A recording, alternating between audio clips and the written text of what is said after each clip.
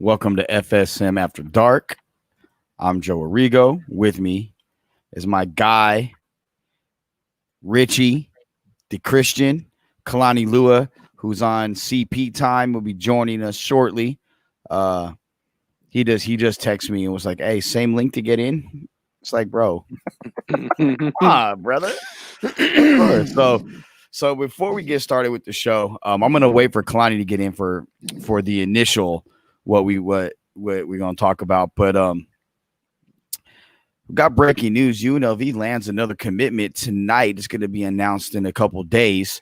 It is a player. I'm not gonna say who it is. It's against our policy. Oh, there you are. Nice for you to join us tonight. Mm-hmm. Nice for you to send me a proper link. It's the same link. Hey, look here. Richie wore. Look what Richie wore just for you, bro. I can't see anything. The screen is full of garbage. I know, right? That's what I told him. Hold on, you want me to get the other one? Oh shit! It's all fuzzy with a bunch of trash on there. It's like he's got to clean his window and whatnot. I can't see anything. Richie, where you at, my man? You saying I got some shit on my head right here? Pretty much. It looks pretty horrible. It looks pretty horrible. It looks like something you see in a diaper. Hey, you got to say it the right way. That's some garbage. Garbage. Hot garbage. Huh? That's some hot garbage, okay? How many more months till winter? It's so hot here. It's wicked. It's wicked hot. Hey, Kalani, man, right there, bro. I swear to God, I was gonna ask if I can get my nails done, how you sounded, bro, because that didn't sound anything Boston related. I thought I had to make an appointment to get my nails done.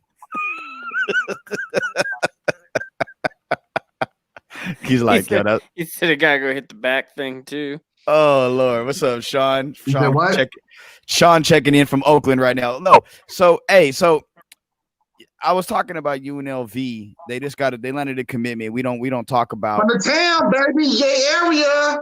Yeah, we don't really talk about who the player is until they make that announcement. That's their moment, but it's their 18th commitment. The defensive backfield is going to be loaded up. Trey Watson, the DB coach, has to be happy. Salute to Coach Arroyo and the job he's doing in the pandemic. 18 recruits, number one class in the Mountain West, is going to jump up into the mid 50s or maybe even high 40s nationally, probably by the weekend. UNLV's doing a good job recruiting, and I just want to start the show with that. But we don't have to really talk about that right now, because Kalani, do you know Rich has got a new reputation that he has earned? Did you see the Twitter exchange today with me and Squeeze?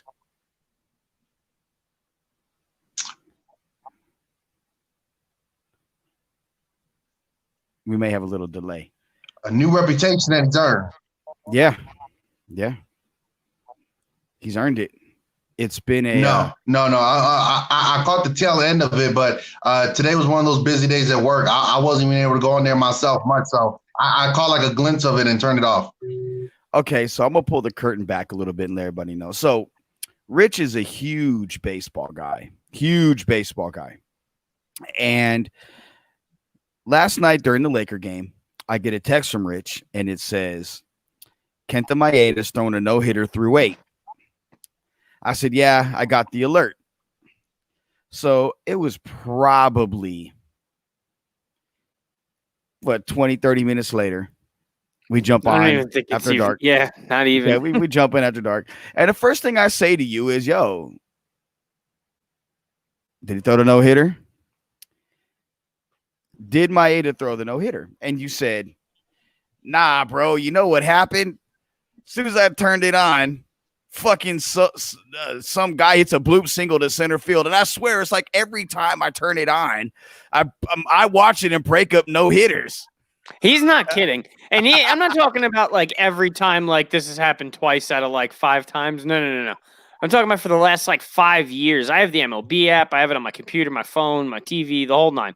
So I can get it anywhere. So when I see, no-nos going on, I'm like, all right, let's check this out. What's up? Every fucking time I put it on. Every time. Like, not the next batter, the guy, first pitch. Bloop. Game's over. Pull the guy out of the game. Every time, like clockwork. So we have a new rule. If you're a Dodger fan, or if whatever fan of the team you root for, please do not let Rich know that your team is throwing a no-hitter, because he will fuck you over and over and over again. Well, see, where you're lucky, Joe, about your Dodgers is that I get blacked out from the fucking game, so I can't watch it anyway.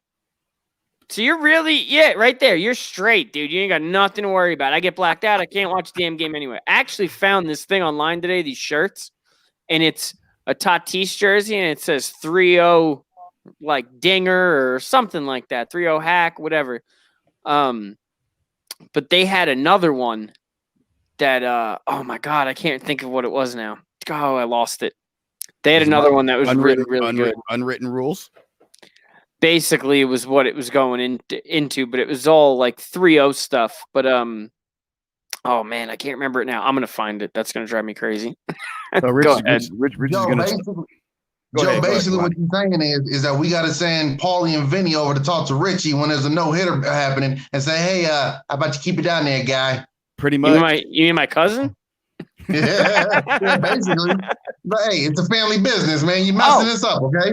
That's what it was. That's what we're talking about, the blackouts. It's a shirt, and it says, sorry, I missed it due to blackout restrictions. I'm buying that shirt. It's an all black shirt. And then the other one says 3-0 rake. That's what it says. Not take. Like 3-0 rake. That's what it was. And it's a little gold Tatis jersey. When you wear those shirts, Rich, I advise you to make sure that the entire word of every sentence can be seen. Every letter can be seen. Because just so you know, 3-0 rate. Yeah, right. Yeah, that could definitely go the wrong way, brother. Or I couldn't watch it because of a blackout. Yeah, you might want to watch when you wear that and make sure it's all the way pressed out so folks can see it. I behold my arm like this, and all you catch is I missed black. Yeah. I don't know how to take some places that might actually get you a nice applause. Hey, actually, that's some people might be like, hey, my man, that's what's up. All right. Hey, that could be if you wash it like 6 times, and that's the only letters that come out. That's all that's left over. But then but the key is, what kind of blackout is? What have you been drinking, Richie? That is true. It better not be nothing red and nothing grape flavored. No, I've learned my lesson, man. I lived in the South for a while and in New York for a while. I stay away from that grape drink. I know better. Get tore up on that party juice. Hey, so the homie from Oakland, Sean, my guy Sean says, what's Richie's Twitter handle? Next time the Dodgers pitcher is pitching a no-hitter, he's gonna let him know for sure. Just let me know. I'll hop right on that. That game will be over quick. That boy will give up a solo shot to center field faster. It's right there next to his name, Sean. I thought it was Richie Lupo 11. It is actually. My Instagram is this. Yeah, that means you blacked out one too many times, homie. What's up, Big Gus, checking in from the City of Angels? La land. Well, hold up. Hold up, man. How come I can see Joe and he says at Joe Arrigo? Rich says, but mine just say Kalani Lua. What y'all trying to like me out and say I ain't got no Twitter? No, okay, I get it. The only Polynesian covered on here. Okay. No, it's cool. Yep. All right, cool. Hey, Oos, look, let me tell you like this, okay? All you gotta do. You stupid. Hey, so we're talking about blackouts, and we're talking about, we joke about race and everything, and that's something that we do. But I'm gonna be serious about this for a minute. Bubba Wallace is a free agent at the end of this NASCAR season. I firmly believe this. He's gonna be the hottest free agent, not just in NASCAR, but in all of pro sports. If you really think about it, I mean, look at how NASCAR, the drivers, like rallied around him when all the stuff happened, a few months back, and then Obviously, the whole thing with the noose, which look, it was a noose. They fucked up. Let's be real. They did a good job of CYA, but they fucked up. Then now he's got, like, I mean, really, if you look at football, there really isn't anybody. Basketball, I mean, AD, but there really isn't anybody. So realistically, he is the key free agent in all of pro sports. The biggest thing that makes him such a big free agent is there's teams that are offering Bubba Wallace ownership stake. So you have ownership stake. That completely changes the way you drive the car, the way you present yourself, your brand that you're building, how you build your brand, and basically the way you can completely shape and structure your career moving forward, which not many guys get chances like that. I mean, not a lot of people know, or people know that are big into NASCAR, but people that aren't. Jimmy Johnson, the 7-time champion, he got found by Jeff Gordon and basically brought Jeff Gordon to Mr. Hendrick to start him in a cup car. I thought he won a Super Bowl in the college national championship. Wrong, Jimmy Johnson. That's what I was thinking. I was like, wait, Jimmy Johnson did what? This guy's got this Jimmy I'm talking about is 7 championships. A little different. Different guy. Well, anyway, so Jeff Gordon found him, brought him to Mr. Hendrick. Mr. Hendrick said, if you believe in him that much, you back part of the car. Jeff said, okay. Jimmy went on to win 5 straight championships, 7 in total. This will be his final year and retiring. One of the greatest in the sport.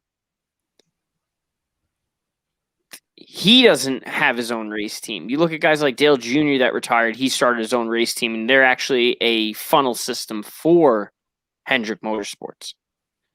Yeah. Not many guys in racing are a big-time free agent. You do not see that. Well, I remember when Junior became a free agent, and it was between people that thought was the last big one. Yeah, they thought it was going to be Hendrick, or then the race company his dad was with as well. Staying with his mother, well, his stepmother Teresa with DEI. No, not DEI. Who's his dad? His dad raced for RCR. That's what they thought. Richard Childress Racing. Yeah, they thought it'd be Richard. They thought he was going to go to Childress. I remember because I was covering it. They thought he was going to go to Childress. When he went to Hendrick, it kind of threw people off. Kalani's like, yeah, I don't give a fuck. So I've got funny enough, the way we joke about Joe with all of his connections with this guy right here with NASCAR, it got nothing on me, bro. Nothing. I've got multiple friends that are drivers, crew chiefs, pit guys, engineers, suspension guys, gas men, tire changers, jackmen, truck drivers, spotter, officials. Yeah, that's one sport, or someone in every aspect of racing. Yeah, well, I got some other ones too. I just don't like. I'm not going to throw all the cards out on the table yet. I got to hold some back. But I got you, Rich. I got you. But if we mess around and say, "Hey, man, there's a dart throwing competition in Thailand," Joe will be like, "Oh, I know a guy in Thailand that's a part of the dart throwing competition. I know a guy. He told me all about it." He does stuff like that where you be like, "Come on, man, I made that up." Okay. Hey, his name is Leslie Chow. Chow. But did you die? No. Come on, Alan. You didn't die. Have some cocaine, Alan. That's a good one. That's a good one. You fuck with Chow. You don't fuck with Chow, Kalani. So now here's the best part of all of this, though. You're about as tall as him, too. What Joe is getting at with the Bubba Wallace thing, why it's so big, though, more than anything, more than just being able to get in a car and be a part owner or anything like that, or the money he could make. When all this happened, do you realize the amount of other athletes and people that he got into NASCAR that were never in NASCAR didn't know? Deion Sanders, one of his tweets were, "Oh, I didn't know there was a brother in racing." Really?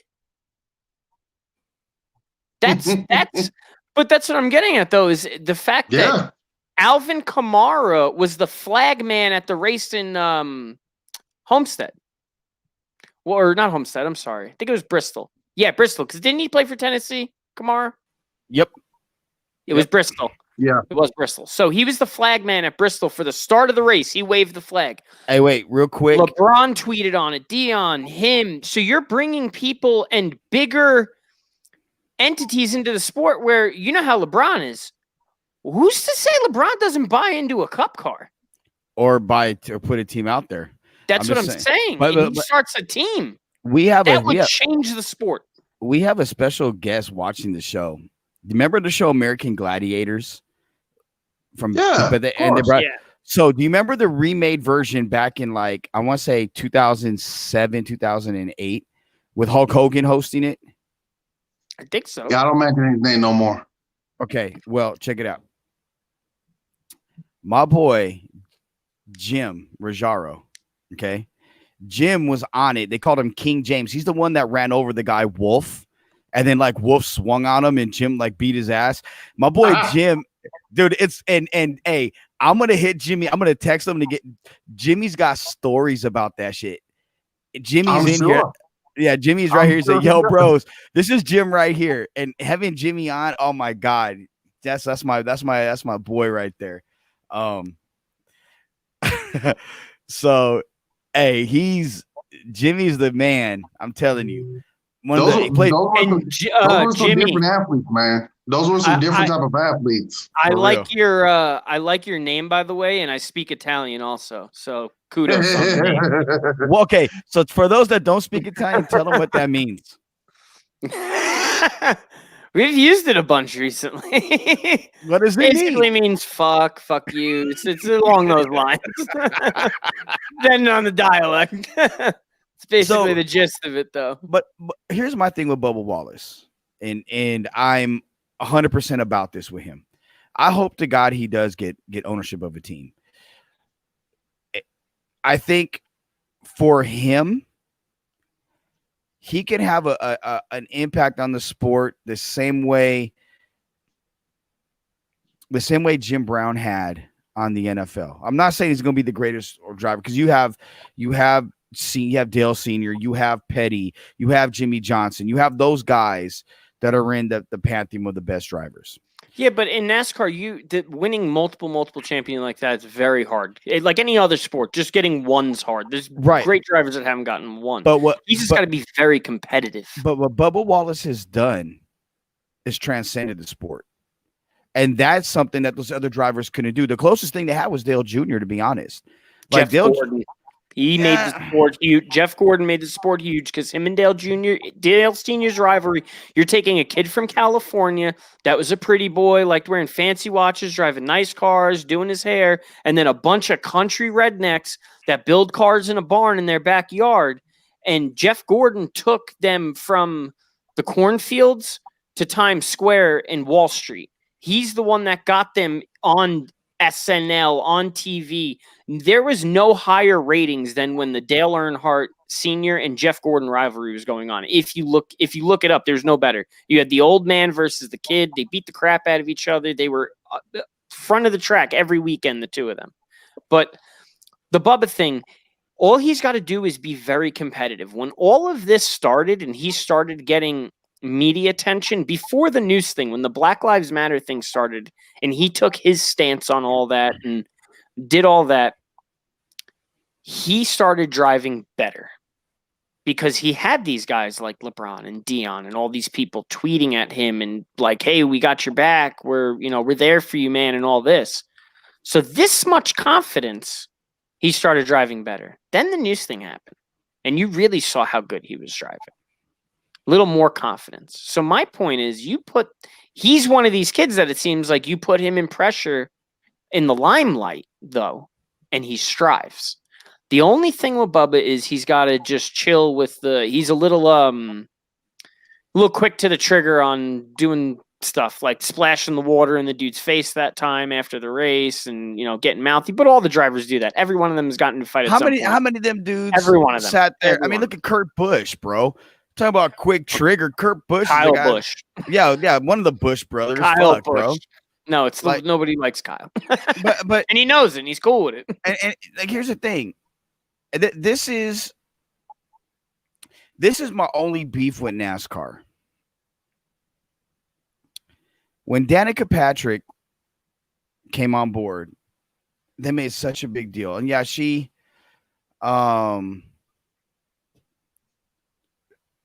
started all, like the first woman, bro. She didn't finish above third, like I think third place in any race ever. No, try like 10th. She qualified on the pole for Daytona, and from things I've heard, let's just say that is actually not a bad thing, but I'd have to say Jimmy is Jordan, then Earnhardt's or Kobe, and then right after I don't that. like how y'all. I don't like how y'all giving Jeff Gordon all this credit for being a West Coast guy that came in and changed NASCAR when we saw Cole Trickle do it in the early '90s. Y'all need to remember my That's boy who the Cole movie's Trickle did the damn based thing. on. Hell yeah. Tom Cruise. No. Jeff Gordon Mountain was Dew, born baby. because of Cole Trickle. Hell yeah. That really worked out. Well, Cole fucking Trickle. Mountain Jimmy Dew. Johnson is an El Cajon, California kid too. Raced desert trucks and all that. That's San Diego. That's so is Kevin Harvick. That's San Diego, man. That's basically Mexico, so that doesn't even really count. But now the big thing to me with the Bubba thing is if he can get a big name behind him to start his own team, I think that might even be bigger than him being a free agent and going to a team. He's just got to get the right group of people around him to start a team. What if it was Clutch Sports and Rich Paul? That's what I'm saying. If LeBron and them got behind him, those dudes, if they got behind him, you would transcend the sport because you're already having people watch that weren't watching. People stopped watching NASCAR that were diehard fans because it was getting a whole bunch of other shit we're not going to get into about the horsepower and all this other stuff, aerodynamics and everything else. But the biggest thing is if they could push the sport to have more people come see it, that just makes it where they could invest more back into the sport and make it competitive again. And he is a very competitive driver. And as we've seen what's gone on, he could step it up. And that's hard. That's hard to do. You talked about these guys. And that's going to be key. And that's the key, Rich. You brought it up earlier. That's going to be the key. It's great that he could bring more eyes to it. It's great that in these few races, since all this is going on, how he stepped it up. But he's got to continue that because what we saw, let's say in tennis with the Williams sisters, what we saw in golf with Tiger Woods, they constantly were winning or at least contending. If they would have flamed out after, let's say, a year, it wouldn't have been as big of a moment. Like with Danica Patrick, she had her moments, but it wasn't consistent enough to where you heard her name consistently at either every race or every other race. So if Bubba Wallace could be one of those names where when a race comes on, he's one of, I don't know how many top guys there are right now, but if he's one of the top 43 cars in the field. No, I get that, but we're not sitting here saying, hey, Daytona 500, there's 43 guys who could really win it. We're really looking at like 5 or 4 guys. If he could become one of those guys, where we say, just an example here, hey man, we got Dale Earnhardt Jr., Jimmy Johnson, Tony Stewart, and Bubba Wallace. Which one of these guys are going to get it? Yes, the rest of the crowd is there, and someone can surprise us. But these are the 4 guys everyone's going to be looking at. If he could become that name, everything else becomes so much bigger and so much more important. And kudos to NASCAR because the new commissioner was even saying he wanted to start some of these moving forward transactions already. They just happen to be the spark for. And kudos to that. Hey, like we said yesterday, adapt or die. And NASCAR is like, hey, look, we got a tremendous fan base, but we got to adapt. And the times are changing. So right on. I agree 100%. But Jimmy, that's some bullshit right there. She was fucking up before she started banging Aaron Rodgers. Yeah, she was with Ricky Stenhouse, and that didn't work out either. Yeah, problem with Danica was trash. She couldn't do a lot of that. The chick you got to watch is Brian Deegan's daughter, the Supercross rider, the guy that used to do X Games and all that, raced Pro 2 trucks. Brian Deegan's daughter, Haley Deegan, is phenomenal. She's gonna be what everybody thought Danica was supposed to be. But back on the Bubba thing. What he's got to do is he's got to make the playoffs first. Because NASCAR's got that with it 43 cars enter the field. You got 16 cars that make the playoffs, and then it drops 4 every round of the final 4 in Miami.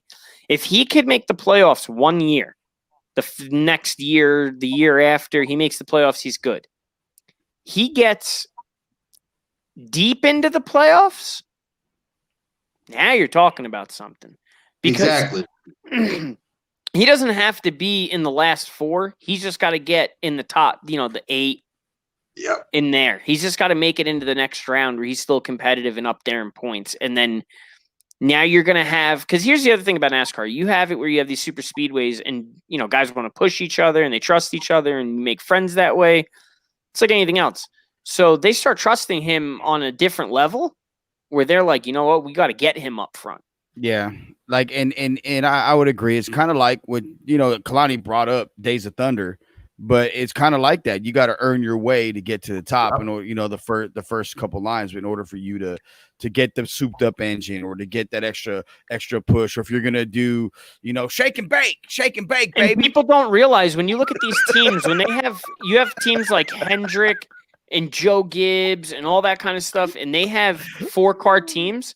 Your best driver, or the guy that's got the best chance at a championship, he's getting the best equipment every week. He's getting the best car, the best chassis, the best this, and then it goes down in order. So until you're that guy and you prove yourself with the shitty equipment to get to the good equipment, once you get to that good equipment, because listen, Petty Motorsports equipment's pretty good. It's not great. You throw him in one of those Gibbs cars, or you throw him in one of those Hendrick cars, I think you're talking about a guy that's running in the top 10 every weekend. So all I got to say before we get out of this subject as is long if you as ain't Bubba first, you're Wallace last. doesn't get burned by the invisible flame, he'll be good. As long as he doesn't do that, if he doesn't put an advertisement on his windshield and doesn't get put on fire by the invisible flame, and ask Tom Cruise to use his magic wit powers to put him out, I think he'll be all right. If you ain't first, you're last. If you ain't first, you're last. You hear me, boy? Baby. So I want to thank the Lord for my smoking hot wife. Help me, Jesus. Help me, Oprah. Don't you wish that on me, Ricky Bobby? Hey, the funniest part is when Dale goes over to get him, and the announcer says he's running over to put out the invisible fire that's not there, and the other guy says, "Now that's a teammate."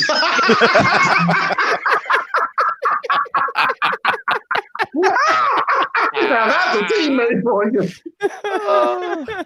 So like did you guys see what happened tonight or hear about what happened tonight in Cincinnati during their baseball game? I was watching that game. I shut it off for the Yankee game. What happened? Ooh, No, it didn't. okay, so Tom Brenneman, who also does football for Fox, right? Tom Brenneman, they cut to a commercial and they still had a hot mic. And someone asked him about something. He's like, "That's the biggest fag city in the country." Oh, and it was a hot mic. And he came back and join. Then it was join Reds tonight. And so that was the first game of the doubleheader. They took him off immediately. He came back for the second game and he's apologizing. And one of the dudes, it's a bomb. Who's the guy that was with the Cubs last year that signed with the Reds, the outfielder?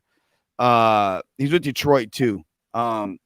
Castellanos hits a bomb, right? And he's like, and I'm a man of God, and I just would like to apologize. And Castellanos with the deep ball to left field, and he hit a home run. And then he goes right back into his apology. And he's just like, I just hope, I'm not, Fox doesn't fire me. And I hope I just don't want to lose my job. Yeah, it was funny, but it's sad because, okay, as someone that's been on that in this, bro, anytime, look, you take your mic, you take your headset off, you put it down, you make your thing you make sure not only is it off, you turn your volume to 0, and that's when you can have some type of conversation with whomever. But for him to have the hot mic, that is such a rookie mistake. This is why I feel like we need an HBO sports thing where after the game, you can go back and watch it and hear all the messed up shit that was said, but nobody can get in trouble for it. That's the key that's got to happen. Yeah. Joe, you need to come into the light, brother. We can't see you, man. This is it's one of my, I know it's after dark and everything, but yeah. But the way my mind works, the way my mind is working is I went straight back to that Dave Chappelle skit on the Chappelle show where the black people got reparations. And he was like, and in other news, crime is at 0%. Well, how is that possible? Did the Mexicans get reparations too? They look at me, I'm like, we'll be back after this. That's where my mind went with it. Or one of those episodes from Brockmire. What a hilarious show that was. But it's it's very unfortunate. You know, I know we Even shit in here. McHale did it. Yeah. I was watching that game. He was talking shit about one of these guys. He's like, yeah, he's a real asshole. And then he comes back. He's like, I'm sorry. We were talking about an unruly person we used to be friends. Like, man, whatever. Yeah, you know, and look, don't get me wrong. Showing your personality is fine, and us seeing a little bit more of what you think about something. But as we've seen, man, in 2020, there's just some things you can't say, especially in that. Look, it's not like this was a podcast like what we're doing. It's not like he was on Howard Stern or at a comedy show or in a comedy skit. This is at your actual job at the big leagues. You do have to be a little bit more professional than that. It was an unfortunate event. Yeah. His dad was the broadcaster for like 50 years. Marty Brennaman was there forever. He just retired last year. He's one of the best. You know what I'm saying? The other problem is, though, I think in the world today we live in, obviously, like Klein was just saying, 2020 and everything else, you can't even, like, a lot of these words that people use are not necessarily used in hate. It's used as slang. You know what I mean? It's used as a description of whatever. But the problem with today is you can't say anything like that because you just need a soundbite of the one word. You don't need the context of what it was said in or know that person even feels that way. Who knows? His best friend could, you know. I have a lot of friends that are gay, and literally fag is one of the most commonly used terms from them to me. Like, you're such a little fag. And it's like, what? Or it's said. And then Jimmy right here brings up a good point. Have you ever experienced what he would like to call a meeting on the mound? Hey, I've had plenty of mound visits as a pitcher, and you have too, Rich. I'm like, I say some shit that thank God I'm not mic'd. If I was mic'd, good Lord, I would not be. And here's the thing. You do take me out of this game, and I'm punching your kid in the face tomorrow in school, and you're gonna have to come pick him up. All right, Rich, one more inning. Yeah, before I broke my arm. So that's just in the first inning. He's like, dude, I just want to let you know this guy's a lefty. Bro, that was after the first pitch for Rich. That was during warm-up. I just wanted to tell you were doing really good. I was just letting you know we were thinking about putting you in for an extra 3 innings. Do you feel okay with that? God dang, I'm staying as long as you want. The thing is this, like, we live in a climate where you have to be careful. You have to be careful as well. Yeah, that too. But you have to be careful at all times. There's no way about it. You have to be in a position where you have to know that your job is always up for the taking, first of all. And secondly, you can't say things that was acceptable 10 years ago, 5 years ago, 15, 20 years ago, no matter what. And even if it was your boy, you know what I'm saying? Like, literally, when I'm around Jaleesa and the kids, like, it's way different than when I'm out with my boys, because the things that we say, I mean, yeah, it's real. And even if I just mean Jaleesa one-on-one, like, I won't say that because I know that offends her. But if I'm with Squeeze, or if I'm with Jimmy, or if I'm with, Jose or whatever, oh yeah, I'm gonna say some shit. I'm gonna say some shit that's real hurtful to people's feelings. When we have our franchise meeting, I'm gonna say some shit in there that's gonna hurt some people's feelings. Thank God I'm the HR department. well, if you say anything too hurtful, bitch. You say anything too hurtful, I'm gonna tell you to stand on the chair and say it to all of our faces, Joe. I say it all to your faces. When have I not? No, but you gotta stay on the chair and do it. You gotta stay on the chair and say it, and then when you get on the chair, I'm gonna kick the legs out from under it. No. Don't do it there. Do it in person so I can kick the legs out. Look how far up you gotta move the camera. I ain't fucking going. Leaving. I ain't fucking going anywhere. I'm fucking staying. Hey, Joe reminds me of Peter Dinklage from Elf when he was like, "Call me Elf." Oh shit! One more time, and then he hops up on the table. I was like, Joe. Yeah, pretty much. That's terrible. Call me bro. That's terrible. Here goes squeeze. Here goes squeeze. Kick the legs out. Yes, that motherfucker. hey, and the cold part is squeeze is like a half inch taller than me. Here, do it when you're person. Oh, that's great. So it's I don't know. I guess I don't have a problem with that. But I do. I guess it's whatever. What city was he talking about? Does anybody know what city was he talking about? I think he was talking about Kansas City. I don't know. I ain't been to KC. I'll say this. I'm not going to argue against it. Yeah. I was about to say some messed up stuff. I'm gonna be quiet. I had something real.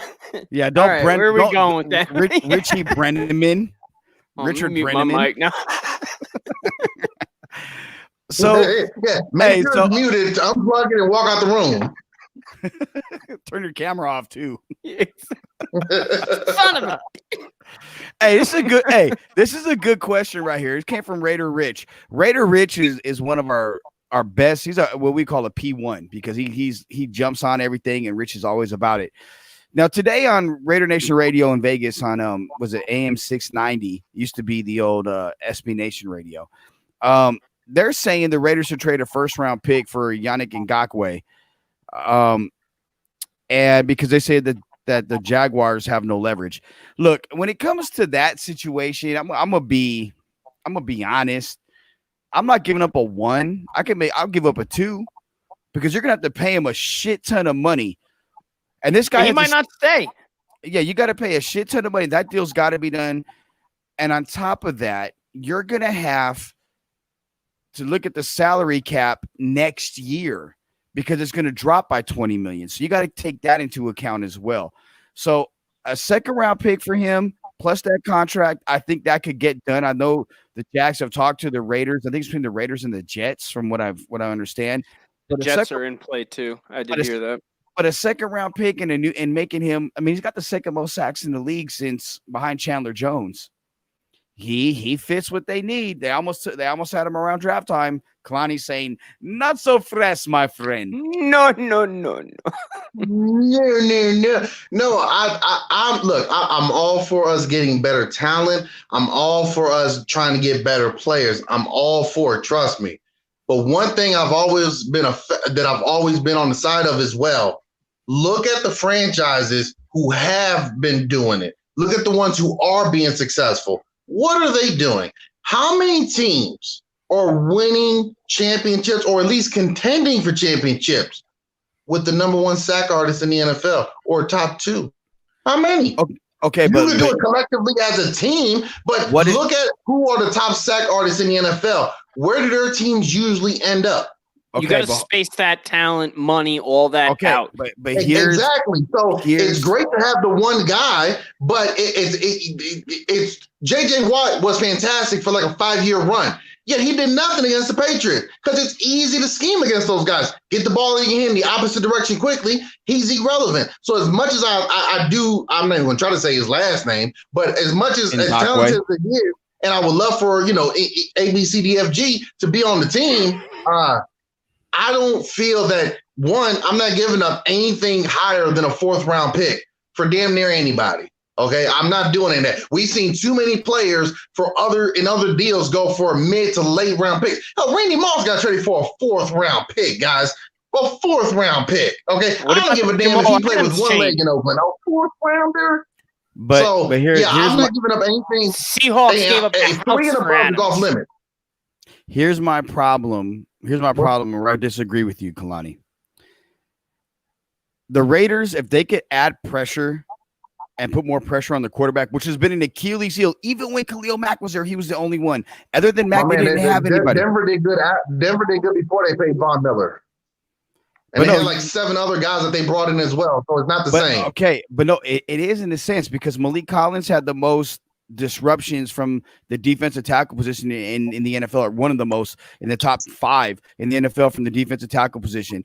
Max Crosby's coming off a 10-sack year. Cleveland Farrell had more sacks his rookie year than Khalil Mack did in his rookie year. You signed Carl Nassib, who's a 10-sack guy from the Buccaneers. Now you bring in Ndakwe. Now hold on. Now you got guys that you can move around the defensive line to create pressure that will help your DBs cover a little bit longer because the quarterback's going to step up and make some bad throws to have a chance to go get the ball. You know as well as I do as a football That's like coach. saying I got the top scorer for the Charlotte Hornets on the team. Nope. If you're on a bad team, of course you're going to have numbers. Who else is outside of what's the brother's name for Tampa? Outside the other one, who else was going after the quarterback? So of course, 10 sacks for Tampa. Yeah, is that consistent throughout his career? It's easy to scheme against the guy if you only have one guy on the other side. No, but I'm saying, but when you bring up Carl Nassib, I'm saying, was his production something that was consistent throughout his career, or was it a 1.5 year production? And I was referring to a brother man that said Denver with Von Miller. Yeah, they also brought in like 6 other defensive guys, and I don't know. Ware. Yeah, and to lead and TJ Ward. And I'm sorry, then they bring in a quarterback that had a broken neck. I don't know if he was good or not, but I heard he actually was pretty good before the neck. They brought him in as well. So don't try to use examples that don't add up that don't add up to the Raiders making this one particular move. I just don't think that's where we need to go after for that particular one. If anything, we need to try to see, can we bring in one of the top corners possibly? What about if you guys didn't have the amount of draft picks that you're sitting on, though? Well, those draft picks they're still gone. sitting on. No, they've made plenty of deals. I mean, this last one was they had 4 first-round picks the last 2 years or 5 first-round picks the last 2 years. They've all been used up. The whole Khalil Mack thing is officially done with the guys that they brought in. So then you use the pick anyway, then, because you already got all that. I mean, what's the look? I don't know. Here's the thing. For me, I don't see why they shouldn't do it because he's one of the NFL's premier pass rushers and he plays the run well. He did so on a Jacksonville team where he was the best pass rusher with other guys around him. He comes to the Raiders and he's in his prime years. You get him for those prime years, and you're able to maximize and improve your defense. To say, nah, let him go. And then you hear the same shit. We should have traded for him. We could have got him, but we didn't give up a second round. We offered a third or a fourth. Nah, fuck that. You get a chance to go get a dude that is a legitimate dude. You go get him. You don't sit on your hands and play fucking thumb up your ass and go sniff it when you're done. And then you go get him. And then you go get him. He doesn't produce. Oh, we gave him a second round pick for this bum. Oh, that was horrible, man. We should have never did it. What a waste. It goes both ways, Joe. It goes both ways. No, if it doesn't work out in either scenario, there's always going to be the complaint. But you're also saying, okay, if we get him, what do we do with our 4th overall pick last year? Do we move him inside? He's not an inside type guy. Carl Nassib and all these other guys. How do we do with the rotation? And then again, he was on the Jacksonville Jaguars team. Just help me out here, Joe. Just because it's been so long since we have football, it's not fresh in my mind. Outside of Calais Campbell, who were the other studs on that D line for Jacksonville last year? I'm only asking because I don't know off the top of my head. I'd have to look. But here's the thing. Exactly. It's like you look production is nice, but it falls in line with what they want to do and what the Patriots do it. And a lot of the teams that the 49ers do a great job at, they rotate a fresh defensive line. Not now your offensive line wears down. You got guys that are still fresh late in the game. And now they can pin their ears back and go. And look, I don't care about sacks. Let me make this clear. I never cared about sacks. They're great to have. Give me quarterback pressures. Because he's got to step up in the pocket and be uncomfortable, and he may not sack him, but he could put a ball up and go get it. And if that's the case, now your DBs and your linebackers have a chance to make a play on the ball. Sacks are great. Well, I don't know about our DBs. I can tell you that right now. I love them, but Jesus Christ, man, I don't have no faith in them. Nah, I'm actually good with the young guys. You see Arnett today? Arnett was, and I don't know if you want to take this good or a bad thing. The video I seen today was Arnett running stride for stride with Ruggs and picking off one of the quarterbacks, squeezing, jumping up, and high pointing the ball. Look at that. That's no. Did you see the one guy's quote really that, quick that said Henry Ruggs is faster than a roach when you turn the lights on?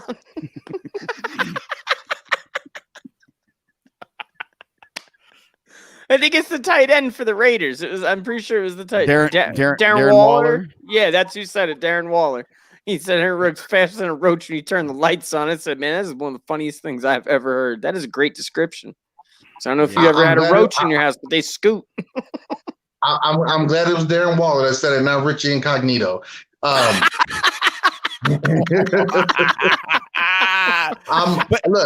But yes. No. Wait,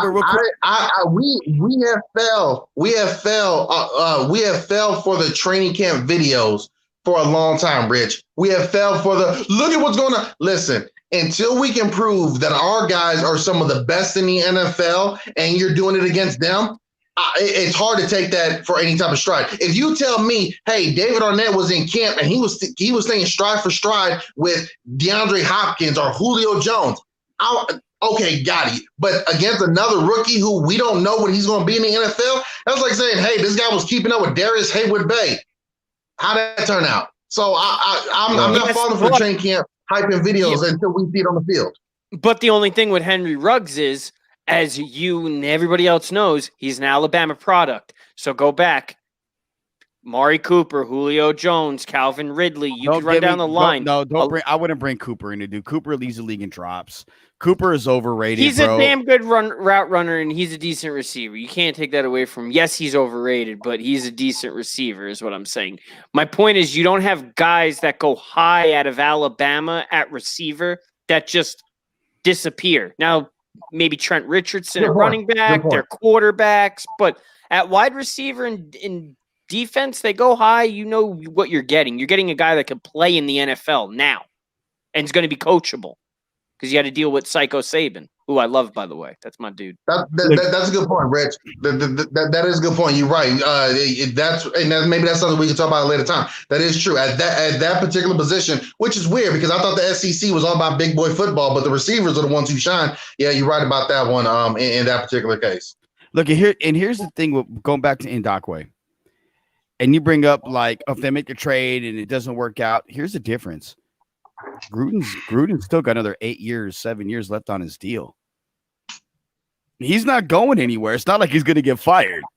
So Gruden could be like, fuck you, I made this deal. And look at everything that Mayock has done. Not Gruden, but everything Mayock has done. It's been right, and it's been the right moves.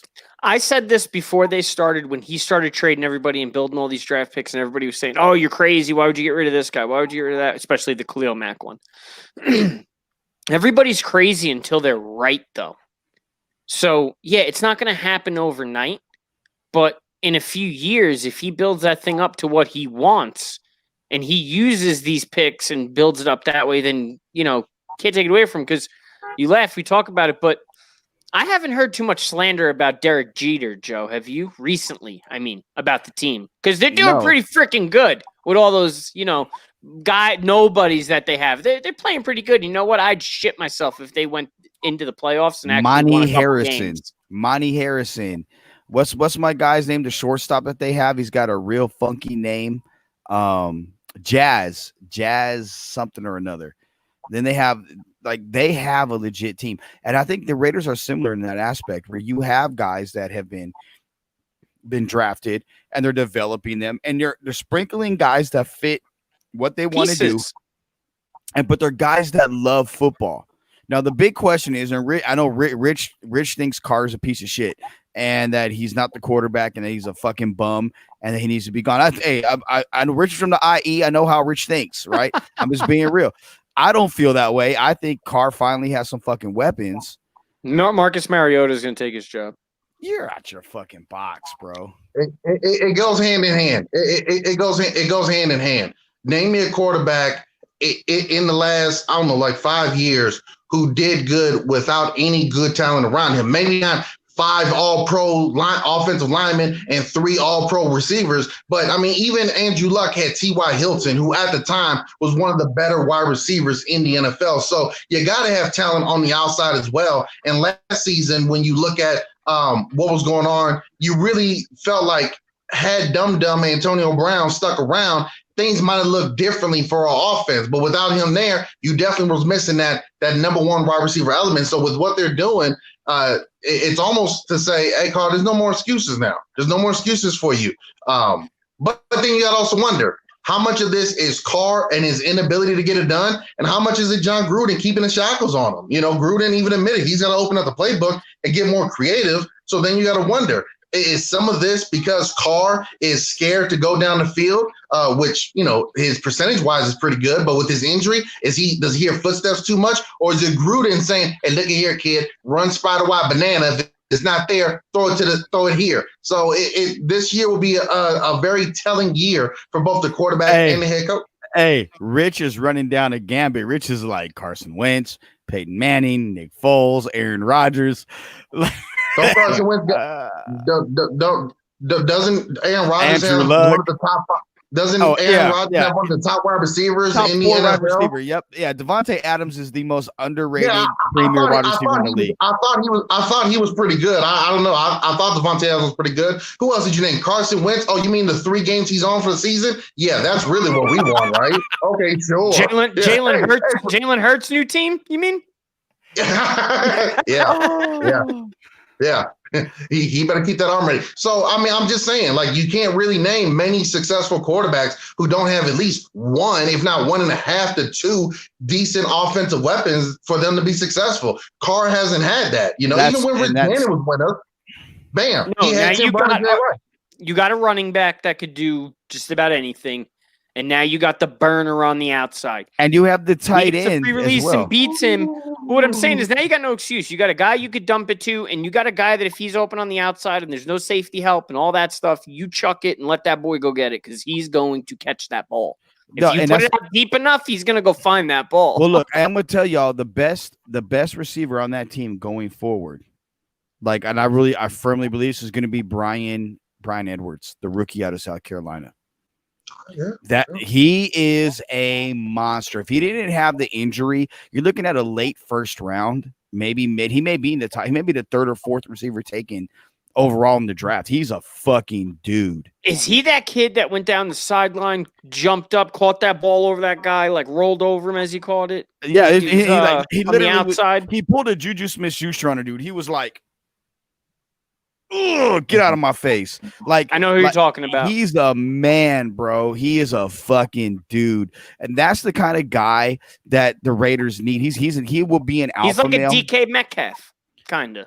In a way, but not as I don't, but the similarities to close comp.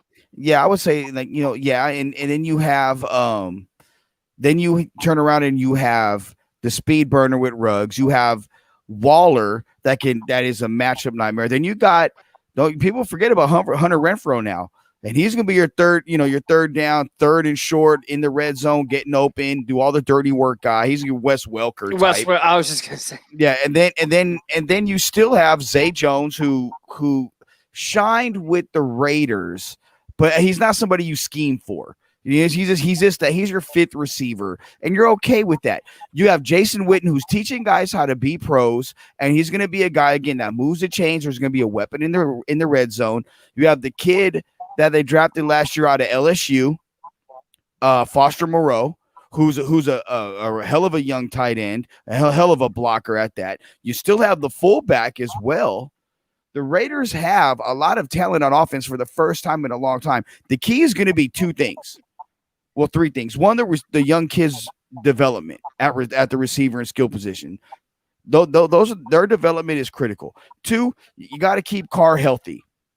If Carr stays healthy and is able to do all the things that he wants to do, he could have a fucking huge year. And the 3rd thing is that offensive line has to stay healthy. You can't have Trent Brown going down for 8 weeks. You can't lose Rodney Hudson. You can't lose Jackson or Incognito. I mean, at the guard position with Simpson there, yeah, you have something. Colton Miller has to have that he jumped from year 1 to year 2. He played like a fucking guy last year. Now he can take that neck, then jump again. Now you have a cornerstone left tackle for the future. The Raiders are in good position. The problem is their defense. Their defense has been so shitty over the last few years. And they were shitty last year. Let's be real. But they were better than what they were the year before. The year before that, Gunther's first year, they're a fucking dog shit. That defense has a lot of young talent. That shows you how bad they were. That shows you how bad they were 2 years ago. They were shitty last year, but they were better than the year before. Yeah, but their defense is young and looked promising last year. You could see the bright spots where you're like, oh shit, in a year or two, this might look great. That's true. That's true. You certainly saw flashes where you said, man, keep developing these guys, add some talent around them, which they've done. It could definitely be some breakouts. So there is some bright spots there. But again, I'm worried that the coaches are not going to make the proper adjustments. One thing we have seen with the Raiders since Gruden has been there, really since this entire 15 to 20 year run, but I'll just use for Gruden's era since he's still there. They don't make good second half adjustments. There were so many games since he has come back where they look fantastic in the first half, where it looked like, oh man, we in there. We down by 3, but we in there. Second half, it's like, oh, did we forget there was 2 more quarters? Bro, I said that. The single game plan. I said that. It's like, oh yeah, it works. It works. So I'm worried about the adjustments, and that's why when Gruden came out and said he has to do better, it gave me a little sign of hope that, oh my God, are they finally going to say, let's take the shackles off, let's make better adjustments? Because, like you said, they have one of the most talented rosters that they've had in a long time. We have to maximize it. We can't do that by just trying to stick. No. We run a 4-3 and that is it. No, dude, you got some guys up first. Switch it up for a couple series. Throw the offense off a little bit with some different schemes or whatever the case may be. That, to me, that health, obviously, is football, of course, but the adjustments that the coaches need to make, because we got the players. The coaches need to put them in position to make plays to win the game. Well, that's here's the thing. Concerning to me. I talked about that on WWJD the other day, but here's the thing, and I agree with what Miguel Ruiz, what Mickey said. Mullen, Arnett, I think they're going to be fine at corner. Isaiah Johnson's got promise. Keyshawn Nixon, I think, will be a dog in the slot. He may be their most fundamentally sound corner on the team already. And you still have Prince Akamura that he's there. I think he's just a piece for right now. Then, if Abram can stay healthy, that secondary's got a chance to be really responsible. Abram he's that guy. So if y'all don't know Kalani like that, but Kalani coaches football as well. So he's been in there, he's played it, he's been in the front lines. But and I think we share the same mindset. You got to have that guy on your defense that when someone comes across the middle, he's going to fuck them up, and they're going to kind of like, and the potential is going to be there. So if they're coming across the middle, they're going to turn their head a little bit, and that little bit's could either be a tip off the hand for an interception, or it's a big hit coming. He's the guy you want walking with you down that alley when you're in fucking on the east side of Vegas, or you're in Northtown of Las Vegas, and you're walking down the street, and he's a guy you want with you because he's not going to take no shit. He's the type of guy that walks in. He's the type of guy that when he walks in a room, his dick has been there for 2 minutes already. Pretty much, yeah, real shit. And no, seriously, he can put his pecker places you can't put your finger. There you go. And also that, Joe, like you were saying, that mindset, it translates to the rest of the team. We've seen it with guys like Ray Lewis and Ed Reed. That mindset, and if you could produce, because you got to be able to produce too, it can flow to your other teammates to where now Max Crosby, who we know is going to get down after it, he starts feeling it. Farrell starts getting after it. Littleton, it spreads around. So to have that type of guy, it's essential, man. It's essential at every level. And like you said, if he can stay healthy, it's going to be nice. And I'm going to tell you, that's why I like the Arnett pick, because Keyshawn Nixon already plays like that. Abram already plays like that. Arnett's a fucking cock, bro. Like, you ask opposing players and guys that played against him, they're like, dude, Arnett's the biggest prick on 2 feet to play against. He's a fucking dick. You got to have that. He will come lay you the fuck out and be unapologetic about it, be like, bitch, get up and walk away. Like, Give me guys like that on my defense. I love assholes on defense because you know why? We're gonna fucking knock your dick in the dirt. That's God exactly what I want. God rest his soul, but we need more Sean Taylors. Hell fucking yeah. Dude's laying the hit stick in the Pro Bowl. Dude, hey, I'm gonna say this. It's funny you say that because like a month, not even a month, a couple of weeks ago, Jaleesa and I were watching TV, and I was like, "Hey, you know what? Like, let's watch Sean Taylor's the thing on NFL Network, Football Life," and she hadn't seen it yet. Sean Taylor on defense is the most gifted football player on defense I have ever seen. I watched him play Charles Ely, my boy, in the Cali, Florida All-Star game. You guys remember those games? They were on Fox Sports. It was the All-Stars, high school All-Stars from California versus the high school All-Stars from Florida. It was like a 50-man team. He was laying hat. And at that time, I'm like, who the fuck is that? Grown man out there amongst boys. Grown man. Man, but you need Sean, and you only have one Sean Taylor that comes around in a generation. He would have been one of the great. He would have been the greatest at that position, I think, if he would have continued his career. He would have been that conversation for sure. Longevity wise, if he would have played a few more years, he would have been the best safety of all time to me. And that says a lot. And because Ronnie Lott to me is that guy, but like he literally. Sean had it all, bro. I watched him drop 2 picks and had 3 more interceptions against Green Bay, bro. Like I'm watching TV, like don't fucking throw it deep, Brett Favre. And I'm like, oh my god, like Sean was that dude. But the Raiders have that those types of traits. You know what I mean? They have those types of traits that I like to see as a fan and as someone that watches football. Not necessarily a Raiders fan. I'm just talking about in general. The Raiders have those type of they have the foundation is in place. Now they got to grow into it, and you got to add more pieces. And look I know Kalani. I know you're like fucking Dockway, man. Like that's give up a second. How many second round picks fucking flame out? Look at the third round picks. The Raiders gave up a third round pick for Martavius Bryant.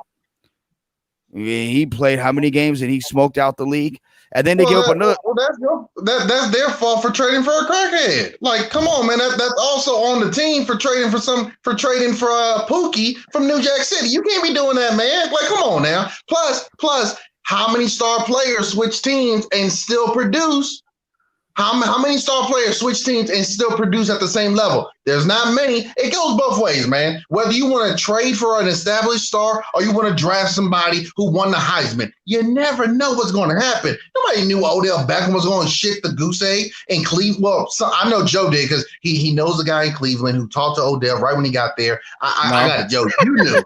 But no, I didn't. I didn't know that one. I thought Odell was going to ball out. Exactly. Yeah. Not a lot of people felt that he was going to have that big of that loss. When Chandler Jones went to Arizona, everyone thought, oh, it's Bill Belichick giving up on him. He's washed. No, he's not. You never know with these things. You know what's funny, though? The only guy you laugh talking about, I think just people shouldn't trade for Steelers wide receivers. Plaxico Burress shoots himself in the leg, right? Oh, Cheddar Bob. Martavius Bryant falls off. Mike Wallace, he was all right. Santonio Holmes, he was all right. Antonio Brown, we all know how that went. No, Randall L. Mockingbird, Randall L. I think the Giants. I think the Giants will say, despite him having a Cheddar Bob moment, he did catch a touchdown pass for us to win the Super Bowl. So we forgive them. They even out. Yeah, I'm just saying it seems something's a little fishy going on over there at a Steelers country. Hey man, it's always been going on fishy over there, but because of other teams, they don't get looked at as hard. Don't let Jim hear that. Jim will come out and fucking Hulk somebody. Hey, I'm telling you right now, man. I'm a Jets fan. I can talk all the trash I want. My team sucks. No, you can't. You're owner. Don't talk about shit about your You ain't got nothing to say about Woody Johnson. My team sucks. Anytime your owner's name is Woody, that's a problem. Okay. Like, yeah, his parents didn't love him. They didn't expect him to amount to anything with a name like Woody. Woody. His name is Woody Johnson. Your name is literally almost double entendre for Dick. It's Dick. Hey, Dick. That's what he was telling the girl. That's what he was telling the ladies in college. You know, my name is Dick, right? Double Dick. Who did? Mr. Johnson's my father. Right? And my uncle is the other Mr. We're Mr. Johnson and Johnson. My We're a cousin family of Hugh. dicks. Hugh Johnson. Oh We're my God. a family full of cocks. So, okay. We're going to take a 30-second break, guys. We're going to take a 30-second break. We're going to come back. We're going to get into some NBA. We're going to talk a little 76ers are being trashed. The Raptors. I got a hot take for you, too, that neither of you are going to like. Oh, God. And we'll probably talk some Lakers because I know I'm going to be fucking miserable. And it's about the Western Conference. My ass real quick. No, and it's about the Western Conference. Oh, shit. Here we go. 30 seconds. 30 seconds. FSM After Dark. We'll be right back on FantrasportsMedia.com.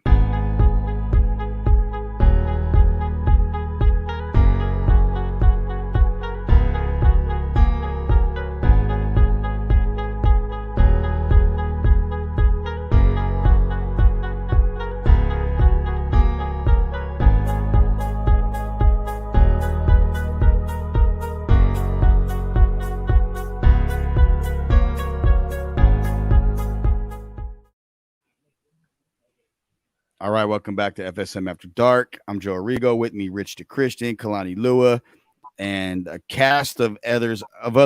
I know, like TQ's in this, watching it on YouTube. We want to thank you guys for joining us on YouTube, Periscope, and on Facebook. Say what? Boss man watching us? Oh yeah, boss man. What do you think? Up, okay, hold up, man. Hold up, Joe. Hold up. Hold up, man. Joe, you let me down, man. You're supposed to let me know when the boss is watching, man. Hold up. I did. When he said something about kick the legs out and film that shit, that wasn't me typing that shit. That was him. Man, you know I can't read while I'm talking, man. I can't do both. Yeah, so can't chew gum and walk at the same time. Hold on, I'm doing something. Hey. No, I can't do that, but I'll be praying for you guys because I'm a good Christian person. I can't even hold a smile, bro. Yeah. Hey, lightning block my face. The lightning gonna strike your ass. It probably is. Hey, you don't live near me, right? So, hey, you talk about people that can't do two things at once. We're talking about the Lakers a little bit, man. Fuck. Last night they couldn't play. They couldn't shoot and put it in the hole. They couldn't play defense. They couldn't play inside. They couldn't play outside. Look, and Squeeze and I are going to talk about tomorrow on the franchise podcast. It's one of the topics that we have on deck. He says this barbecue chicken going forward. I'm going to tell you like this. I have an APB. I had an APB out on the 8th seed. That was anybody but Portland. That's the one team in the Western Conference that scared me. Dame Lillard is the best point guard in the game. Dame Lillard is a stone. He is this and this group of NBA players. To me, he's this group's Kobe in the NBA. I mean, he's raw. Shout out to him in the Oakland native, Dame Dollar. But another team that's hot garbage right now is the Philadelphia 76ers. Who? What the? Yeah, you know, they're trash. Like, name. I know Ben Simmons isn't there, and I think I've hit more threes in the NBA than Ben Simmons right now. Brent Brown, cheeseburgers, that's for sure. How the fuck does Brent Brown still have a job as their head coach? The process, man. They're gonna let him finish the process.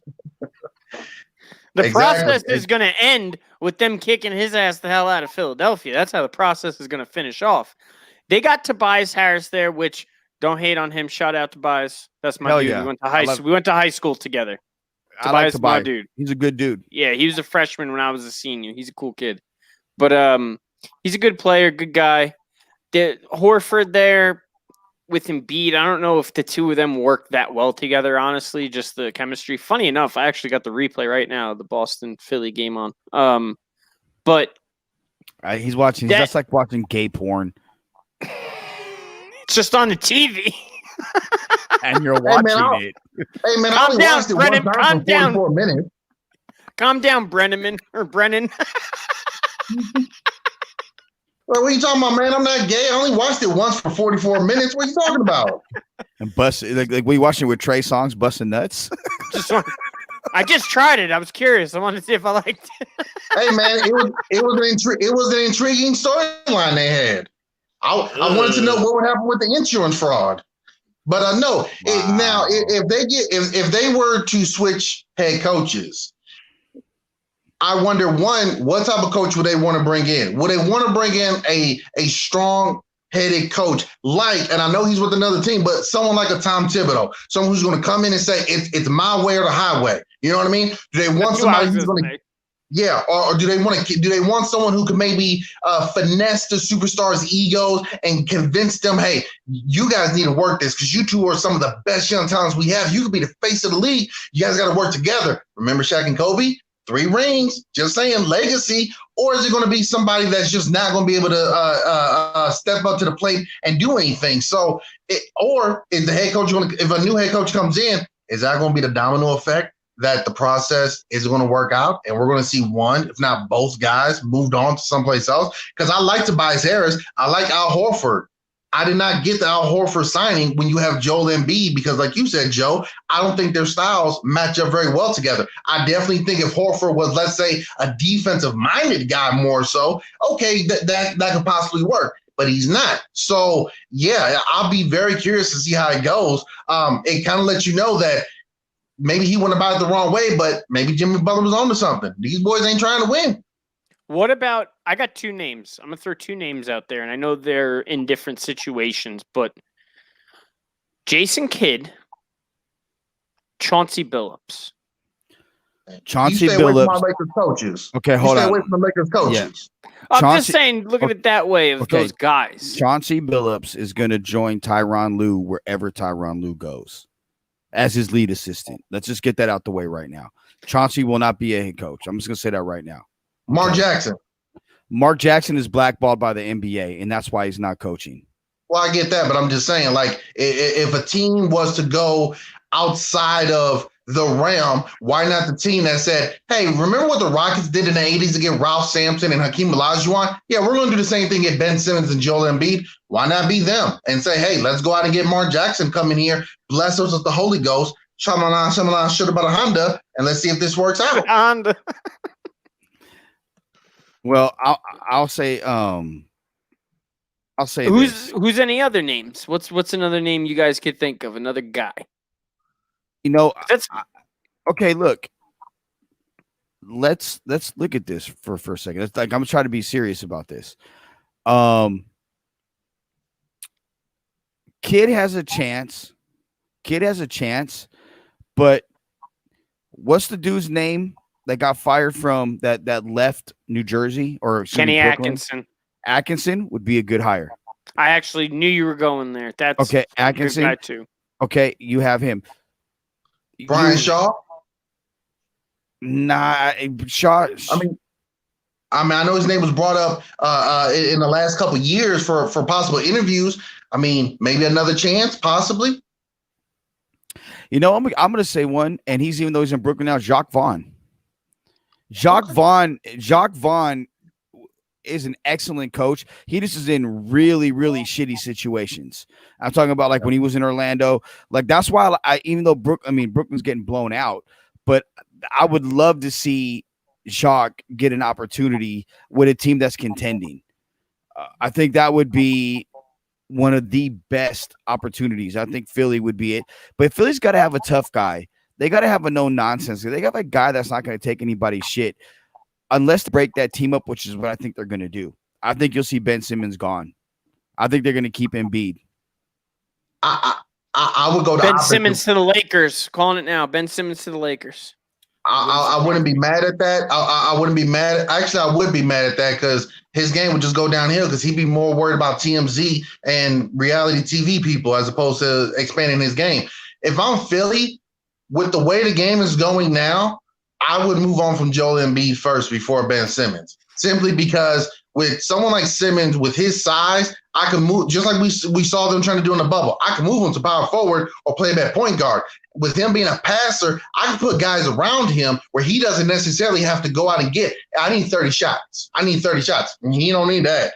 Joel Embiid's a needs to guy, be yes. around shooters. The name Exactly. just So the name just hit me. You can build around that as opposed to building around a big man where the game today just isn't built like that anymore. The name just hit me. It's either I would say one or two guys. Same name, one of the Van Gundys. I was thinking that, but I don't know if either of them want to come back. I don't know if they I was thinking that as well. I was thinking about Jeff as well, but I don't know if he want to leave. That's what I'm saying. I don't know if they want to come back. First of all, but here's the thing, though. Here's the thing, and I love when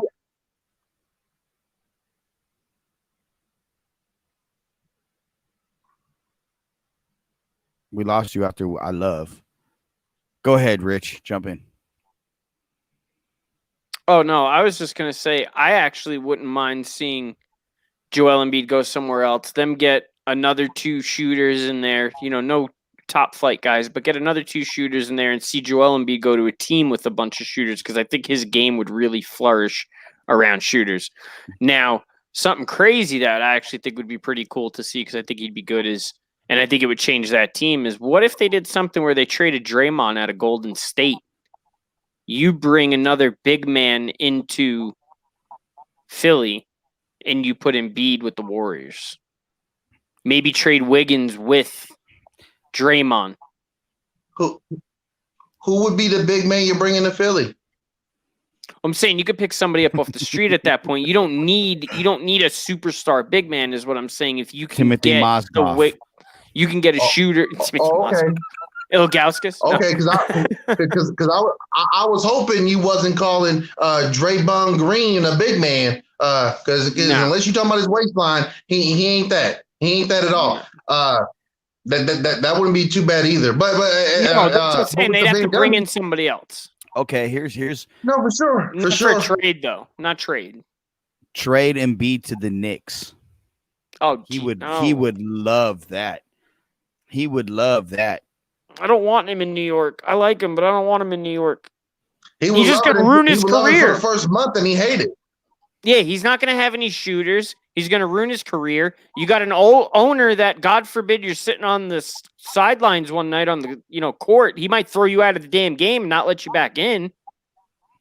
Freaking Spike Lee using the same damn door for 20-something years, and they fucked him. You saw that went. The Knicks is where you go. Salaries. The Knicks is where you go when your career, when your career is over with. It just is. Look at the last 20 years. Melo, Jamal Crawford for a good while.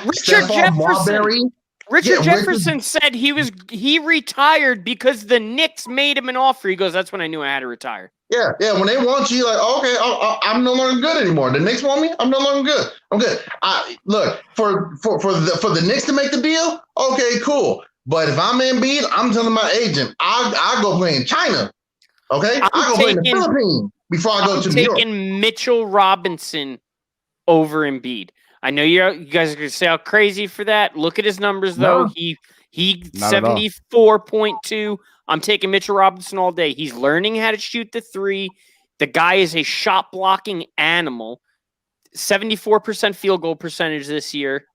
I think Mitchell Robinson is the future of the Knicks more than R.J. Barrett or Dennis Smith Jr. or Ntilikina or Kevin Knox or any of those guys. Ntilikina is going to be gone anyway. They're going to move him. That was a test. That was a test run with Porzingis trying to build a big team, and it didn't work. See, here's the thing. Here's the thing for me. When I look at the Sixers, they have a lot of square pegs and round holes. This period, the guys that if you're gonna have Simmons and Embiid, you got to have guys like Tobias Harris, but you got to have some guards that can step out and be knocked down 3-point shooters. Having JJ Redick there was critical. Losing him was huge for them. Yeah. Losing Jimmy Butler was huge, but when you get rid of Butler and you trade him to it was Minnesota, and then he goes there. And when he gets to Minnesota, or Minnesota traded him to Philly. No, it was the Miami deal. They did the sign and trade with Josh Richardson and it was because that's how Richardson ended up there. Mm-hmm. Jimmy Butler is a lot of things, but honest is probably the most forthright. He's real about it. Straightforward. And he was straight up like, hey, this shit ain't right in Philly. When he went over to Houston or to Minnesota, he was like, "Yo, these motherfuckers don't want to win. Like Cat's too busy playing fucking getting on the sticks, playing 2K and Fortnite than he is working out. And Wiggins just got his money, so he don't give a shit. He don't want to work. So, and that's why when he went to Miami, I thought it was the perfect place for him. And I would have loved for him to come to the Lakers because I thought he would have been an ideal fit there. But going to Miami because you have Pat Riley, and Pat Riley's that same type of guy. He's that same type of asshole. Now starts from the top. And you have the better alumni that can come in during practices and meetings and all that, where you've got guys like Dwayne Wade and Chris Bosh and Shaq if he wanted to, and Shaq, all these other kids. Alonzo Mourning, Tim Hardaway. That's a great point. And then and Sherman Douglas and Ronnie Cycli. Yeah, Rich. Yeah, today, the guys today really want Ronnie Cycli to come in. They'd be like, "Who the fuck is this guy?" They gotta. Hey man, how do you spell Cycli? Is that C-I or is that S-I-K-E-L-Y? Yeah, definitely. No, but that's good. You know what though? It's so true because he gets a lot of flack for it, but look, is what he said about any of those organizations or those star players not true? Well, what's the knock on Wiggins, Towns, Simmons, and Embiid? They don't want to work hard. They don't want to improve, and they can't get it done. And it's showing. So it's unfortunate, especially when you're that talented. And like Rich was saying earlier, Mitchell Robinson in New York working on his three. It brought it up today when I was watching the Mavericks and the Clippers. Do you know how dominant someone like Joel Embiid could be if he just said, "How about I not shoot a bunch of threes? How about I just say I'm bigger than anybody you guys got out here, and I just dominate you in the post? 2 points is still going to add up. And guess what? If I get all your guys in foul trouble, what are you going to do then? Then I can really like Will Chamberlain again in the 60s against guys who are 6'5". I'll foul all you guys out. But we don't got that anymore. And don't get me wrong, I understand the game needs to expand. But you also got to say, hey, guys, you do realize the center for this team is like 6'8", right? But we have 2 7-footers. Get your butt down low and score. Kalani, I'm with you on that, but you got to understand he don't got that dog in him. I know, and that's what I'm saying. He's too concerned about what he does on social media and trying to be funny on Twitter and Instagram or whatever. And that's my issue with Embiid.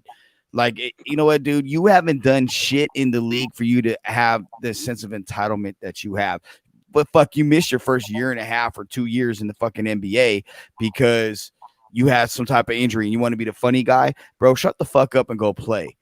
And that's why for me, like I'm glad he is where he is. He's not on a team that I root for. And I wouldn't dig him if he was on a team because that's why I didn't want him on the Knicks though, because who wants the drama that, and it's not like crazy drama with him, but he likes to pick little stuff with, like Marcus Morris on the Clippers. When he was on the Knicks and the Celtics and all that, I watched a lot of him. And yeah, when you're in a tough game and it helps, yeah, you like it when you're a fan of the team. But when you're watching it as a fan of basketball, you're like, dude, stop. Just play the fucking game. Like, that's the wrong one to do it against. That's the wrong brother to do it against. You better pick somebody else from a country you can't pronounce. You don't want them. The Morris boys don't play. No, neither of them. I watch a lot of them. I think there's a bigger question here that we just have failed to even realize or even dive into. How the fuck can you root for the Knicks and the Celtics who are in the same division? Wait, what? Yeah, this guy right here roots for the Knicks and the Celtics. That's right. You son of a bitch. You got Celtics there, and you ass. No. I'm calling Bill Burr. I'm calling Jerry Seinfeld. Your shit will be revoked. Okay, so we're clear on this. I am a diehard Yankees fan in baseball. When it comes to just about every other sport, I root for players. I like teams, but I root for players. The Knicks, Celtics, Bulls, and the Hornets are always 4 teams I've always loved. Growing up, I've always liked all those teams. Muggsy, Kemba, Derrick Rose, obviously Jordan. The Knicks always had to root for because they were the home team. And then the Celtics, I love that big 3 run because I was a big Ray Allen fan, Pierce fan, and Garnett fan individually. When they put that team together, I fell in love with them. It was awesome. But no, I am not. We say Yankees, Mets fan. Oh, you didn't even want to know that one. Because it's the truth. This dude likes everything on the East Coast time zone. That way, if anybody wins, that's my team. No, the funny part is, like I said, I like players, and I like a lot of those organizations except the Knicks. Honestly, like the way the organizations work, and the Hornets. Michael Jordan, great guy, but God, they're doing ruining okay that now. organization. Look, but here's the thing. What are you talking about, man? He's done a fantastic job there. They're in contention. Didn't you see The Last Dance? He's done everything right by himself. He built the Hornets. In fact, he started the Hornets all by himself. I said it's trigger. I said it's trigger. No. Word. But you said a trigger word. You said a trigger word to me when you talked about the Celtics. So I got an issue, and I actually when he was with the Clippers addressed it directly with him as with Paul Pierce. Paul Pierce is the worst NBA analyst predictor on TV. Paul Pierce has the worst sense of self-awareness I've ever seen. How in the fuck is this guy gonna say if let's just say the Lakers get bounced in round 1, that LeBron is automatically out of the GOAT conversation? Fool, you ain't even in it. You're not even top 10, top 15. You maybe are top 30, maybe, bro, maybe. Like I'm not a big Draymond guy, but I love what Draymond said to that motherfucker when he was at the line during the year he was retiring. He said to him, I heard this shit. I thought it was hilarious. He said, he's shooting free throws, right? And he goes, motherfucker, shoot the free throw. And he's like, if you ain't got no retirement thing, you ain't Kobe. Real shit. He thinks that he's in that same group of Kobe, LeBron, Jordan, Kareem, Magic, Bird. He's not anywhere near that group. He's in the group of Kevin McHale, maybe, Robert Parrish, James Worthy, Mo Cheeks.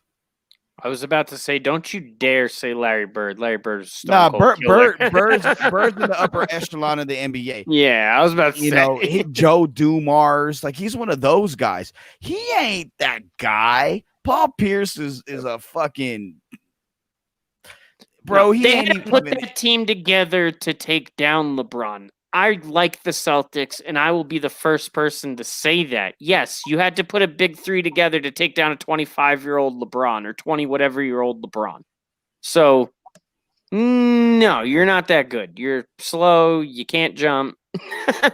You're a decent shooter. I think one of the reasons.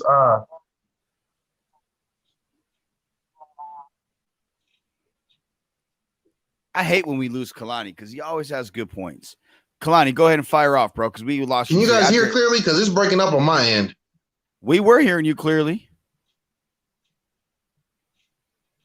Oh, there he goes again. That sucks, man. Because Kalani always got some good ass points. That's why I love having him on, bro. Like being a part of this. Like, bro, you're good with us for the most part. He'll come back. Yeah. But Paul Pierce, when he said, like, talking about him and Dwayne Wade, right? He was talking about him and Dwayne Wade, like, oh, Dwayne Wade ain't this and that. And then they're like, pulled up the stats. And like Wade had more points, more steals, more first team all defense, more. This is kind of like, bro, shut up. Then after the Bucks lose to the Celtics, game 1, oh, the series is over. Bucks win 4 straight. It's like, Paul, shut up. Like, you really look like a dumbass. He's definitely that guy. If he says something, bet on the opposite. Hey, when he talked about, look, as a Laker fan. I mean, I know you hate Paul Pierce as a Laker fan, so that's obvious. Bro, he shit.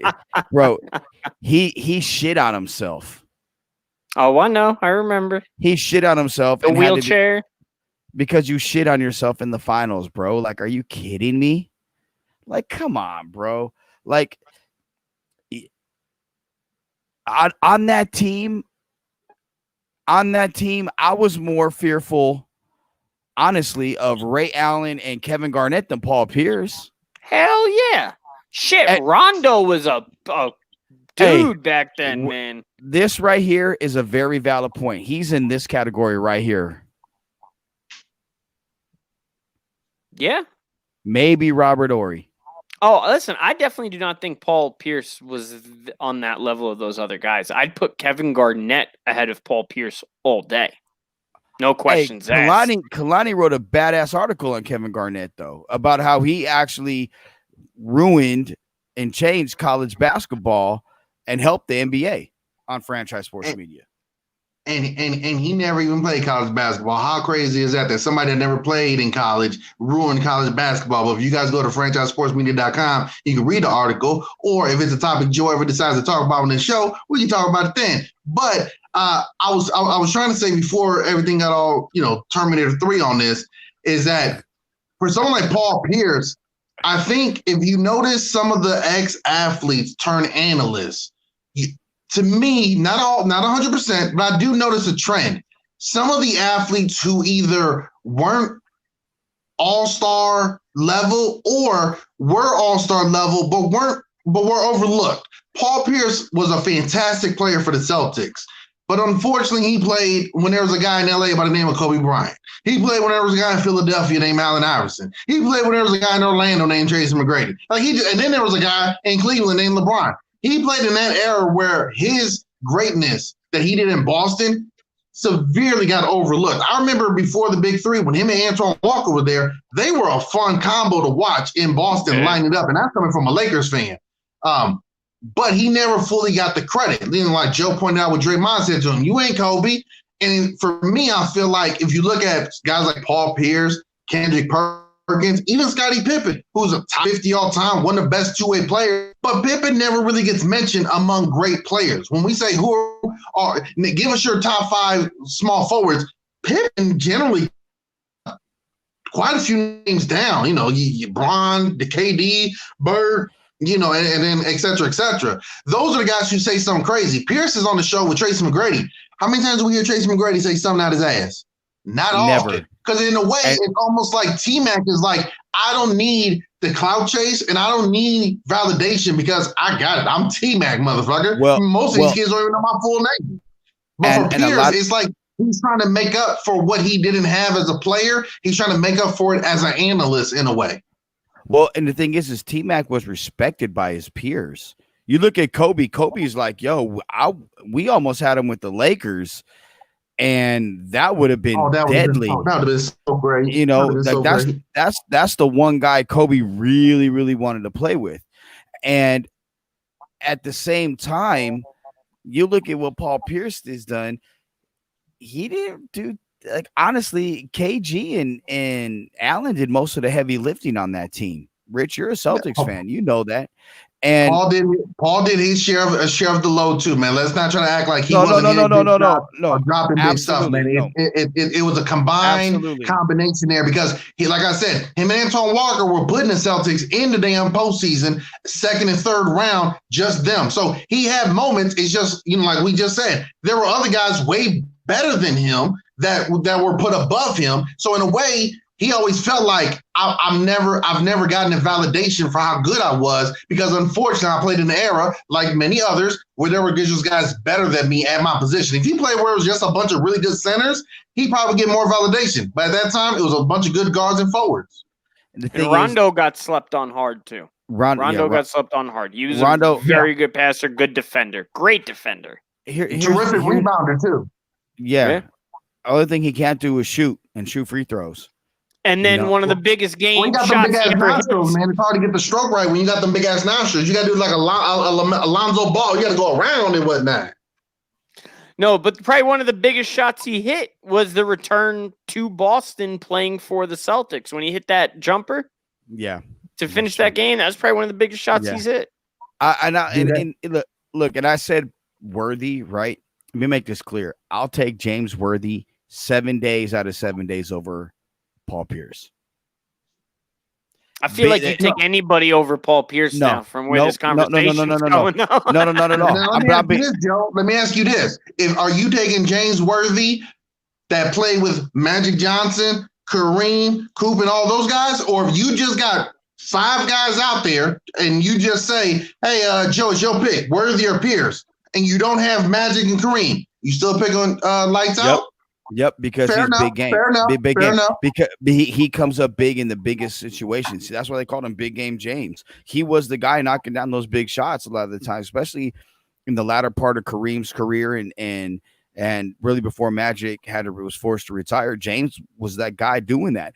And he would also play, his defense is extremely slept on. James Worthy would play some really, he gave people fits on the defensive side of the ball. People sleep on James Worthy with that because they see him score. They've seen him score a lot of points. And look,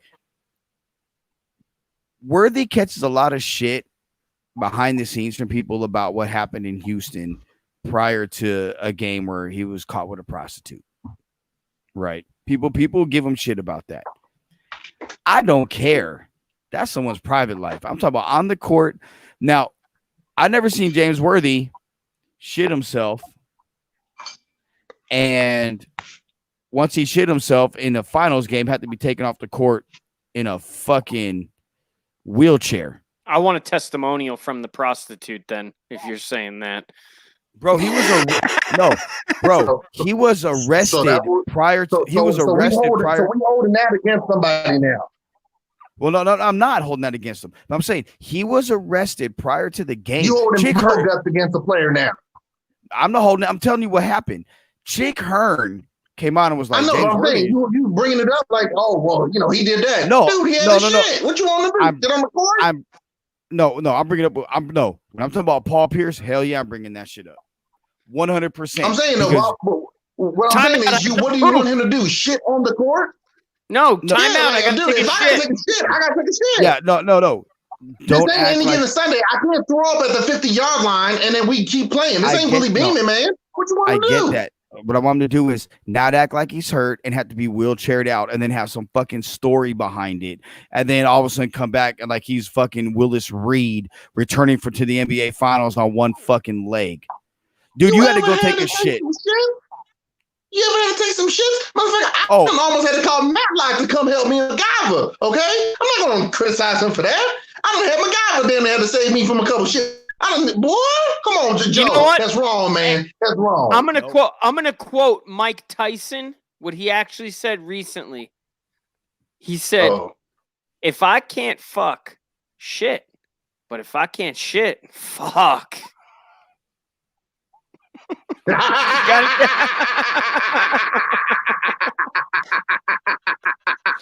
Exactly. Like, come on, man. Like, don't get me wrong. I get it that it looked way worse. And then when you hear the story, you're like, that was it? But come on, man. You can't, that's the bowel movements, man. I'm lactose intolerant. I walk down the dairy aisle, I'm damn near shitting myself, okay? So come on, man. You can't hold that against a brother that his bowels came up at the wrong time. That's like saying LeBron's weak. But why is he weak? Because he cramped up in the game. Oh, you mean like every football player in September? Oh, well, yeah. Exactly. So come on now. No, the shitting thing.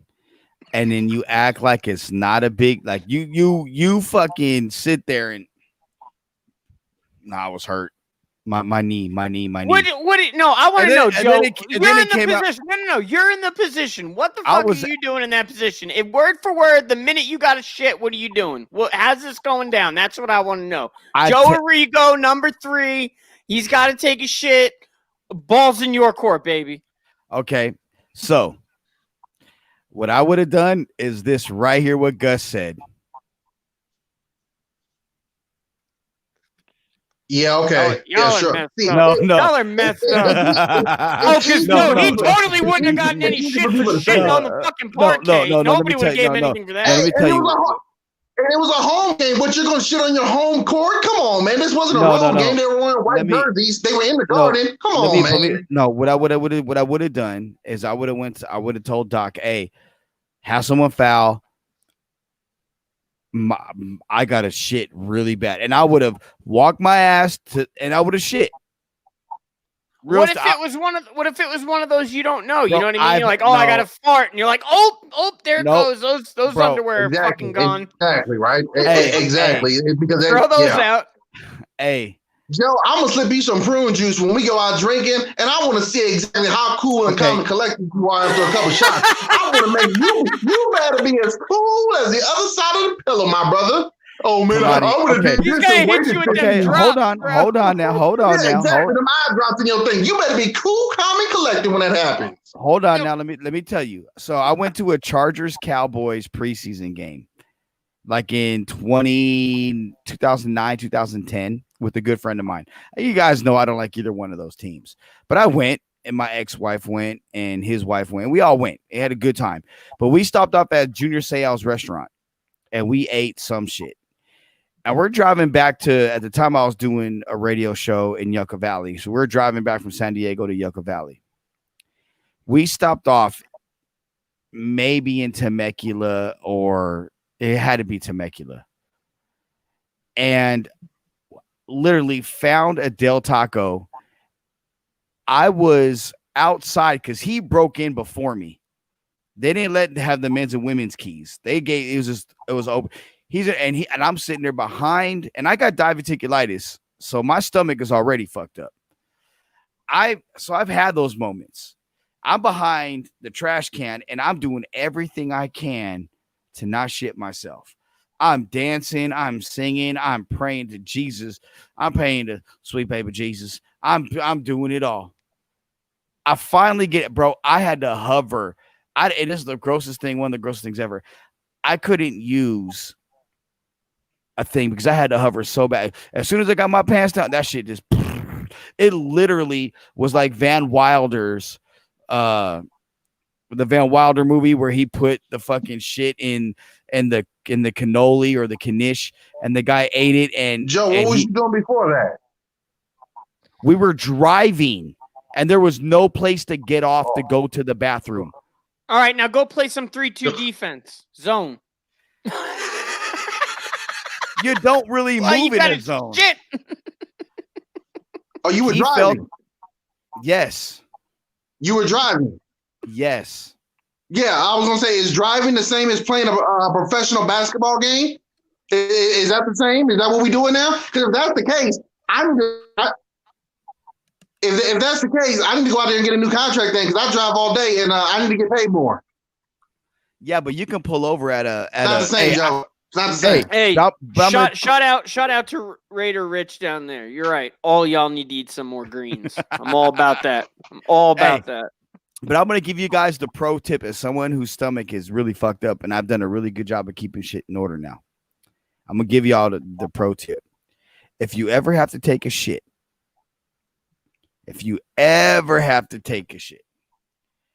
don't go to any public restroom. Don't go to a hotel. Walk right in and go right to because they keep that shit clean as fuck. Oh, I almost shit in public places, bro. I could drive across the country and wait till I get to a hotel or somewhere to go shit. Dude, I was in the military, man. I literally was shit in the middle of church during the sermon while reading the Bible. I don't give a damn. I was shit anywhere I gotta go. I was in the military. I don't give a damn. I'm not public bathroom, your bathroom, my bathroom, a hole in the floor. I'm shitting anywhere I gotta go. So I don't give a damn. Yep. Hey, Raider Richie's right though. He says, Joey King Taco. He knows what he's talking about. Hey, if y'all in SoCal, y'all have, I don't know if you guys have ever been to King Taco in Southern California, LA, the IE. That's the spot. Open 24 hours after any type of game. You go to King Taco. You eat them there. By the time you get home, your interior design is going to be just right. You're going to be just right. Yeah, you guys are going to have to give me some LA restaurants to go check out. I'm trying to go there. Oh, I ain't nothing. That's me. Well, if that's the case, man, when it does hit, you guys better be walking to the bathroom as slow as shit. I'm going to put my Paul Pierce jersey on before I go. Show him how it's done. Bro, you'll be knocked out by the time you get to the prep. Paul Pierce is not well liked. Ain't he from California? He's from Inglewood. That's what I'm saying. So why is he hated so damn bad? I mean, I get the rivalry, but shit. Because not only does he talk shit, he's stupid. Thank you. And then you go to the wrong California team. You go to the Clippers. People like Floyd Mayweather. He's dumb man, as but hell. you gotta. Floyd is. Yeah, but Floyd ain't never lost though. No, he's still dumb as hell though. Floyd ain't never lost. Plus, there is that whole being here in Vegas for a couple of Mayweather fights. There is that whole of us, so we got to root for our own, just like y'all rooting for y'all own. So there is that notion as well. You know what I'm saying? Paul Pierce, Mike Tyson for life. When see, you got Kalani. See the look Kalani gave you. Oh, when he brought up Tyson. I think the wheelchair thing was it, because look, I think when you're a fan of the Lakers, and it's not just a Celtic rivalry, because I think all Lakers fans respect Larry Bird. They respect Paris. They respect those teams. But when you're the Lakers and you have a guy like Kobe who plays with a broken finger, plays with a broken nose or eye sockets. Oh, so you taking this as direct disrespect? And you're sitting here and you're like, I got his shit. Give me a wheelchair. That's a fucking problem. Kobe shot free throws with a torn Achilles and knocked them both down. Dude, that's Kobe Bryant though, man. Like Shaq couldn't play with banging up his big toe, man. Like everyone's different, man. Everyone's different when it comes to injuries, yeah, man. But don't nobody think that Paul Pierce is Kobe Bryant except for fucking Paul Pierce. He's the only person that thinks that. And he says it on national television, and that's the problem. Thank you. That's what you're supposed to think as a top athlete, though, Joe. Joe, if I'm a top athlete, and guess what? I think I'm just as good as everyone else. I just didn't get the breaks or whatever. That's the mindset you're supposed to have. Hence why every single fighter all says, oh, they think they're good, but they haven't fought no one like me, because they think I'm the one that could break this code. I'm the one that could beat Floyd Mayweather or Manny Pacquiao or John Jones. You have to have that mindset. Granted, everyone thought they were going to beat Usain Bolt at the track and field.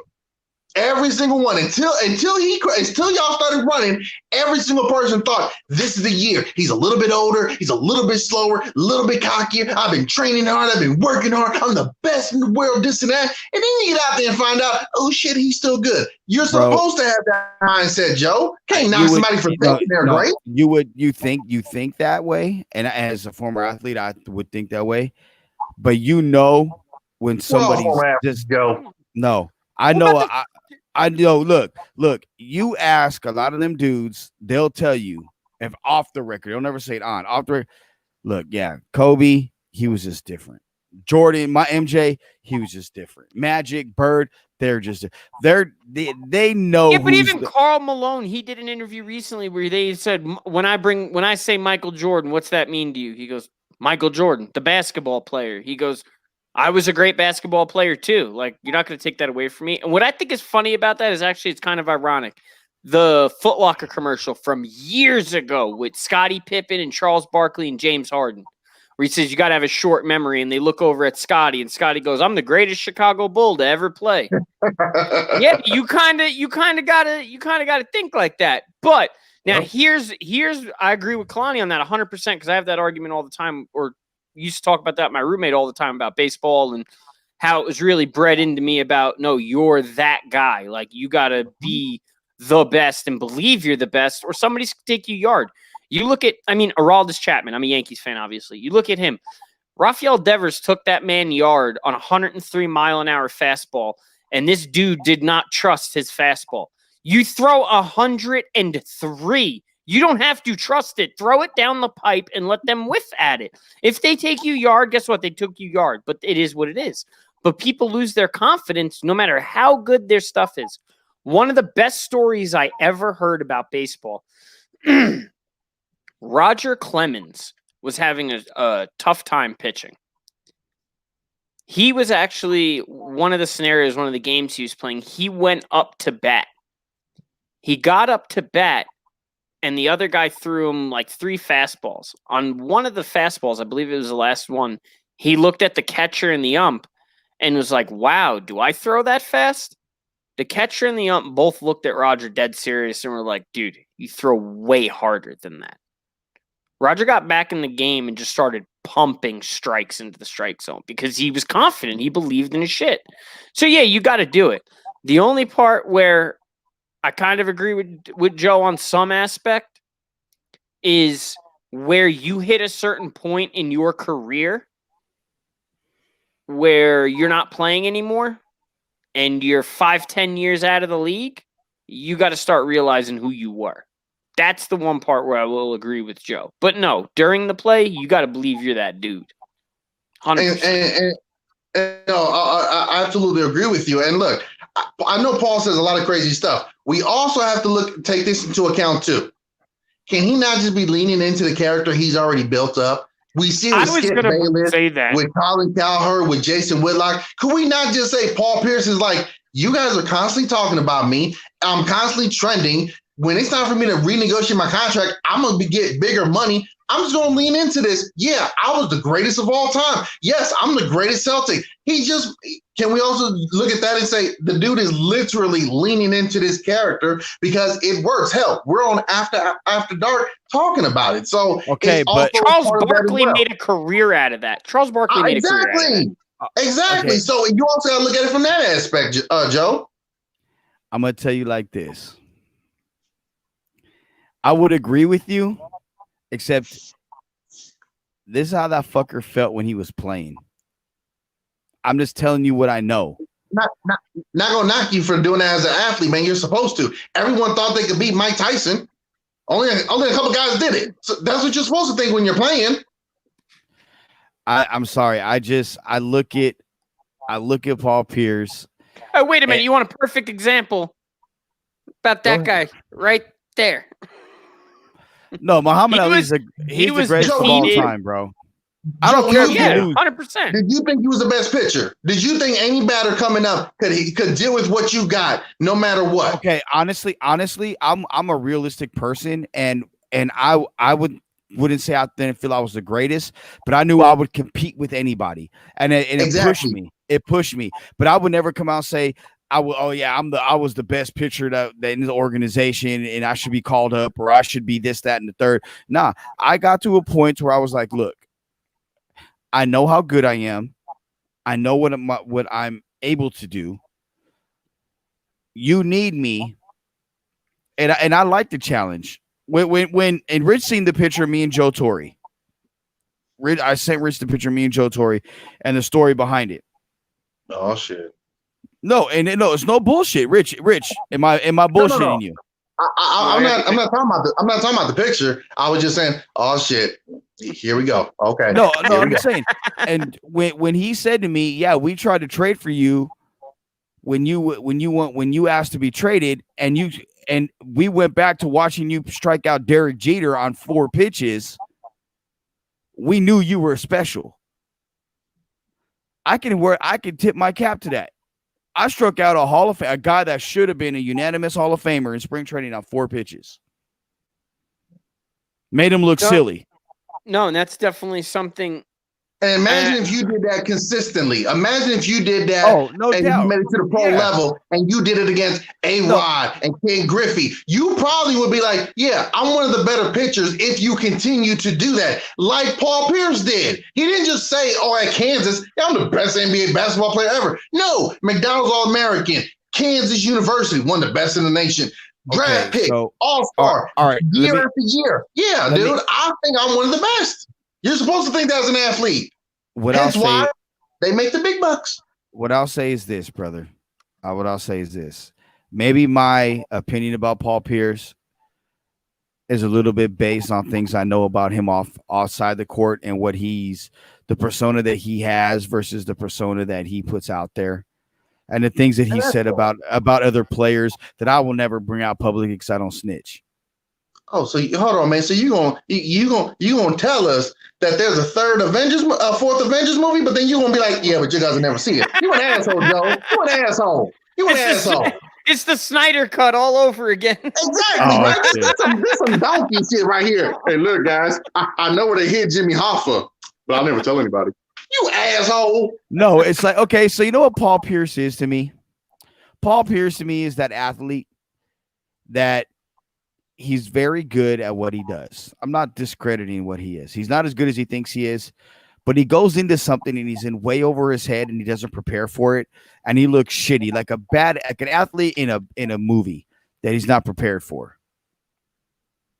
Does That's that what not Paul play into the role that he's built? Barkley did it. But why? Skip No, did it. no. He might be doing that continuously because he's like, it works for me. With Barkley, actually, people, if you listen to Barkley, he says a lot of real shit that people are like, damn. Okay, it's not like after one game, oh, the series is over. And then He did bust the broom out last night, though. I mean, I'm just he's fucking saying, with Shaq. I'm just saying though, Joe, you also got to look at it from that aspect, especially today, because there's so many shows out there. It's about ratings. And look, I hate it because that means some of these shows have more characters than more facts and opinions, but that's also part of it as well. If I lean into being this quote unquote in the pro wrestling world, heel character that says all the stuff that gets all this heat from fans, that's what we want. That's what we want. Just like we said, we don't want everyone on here agreeing, oh, yeah, these guys are great. These guys are great. No, we need the other guy that says, actually, they're not that great. And here's why. We need that guy. Paul Pierce just happens to be that guy. Okay, but keep this in mind right here. What I just put up on the screen.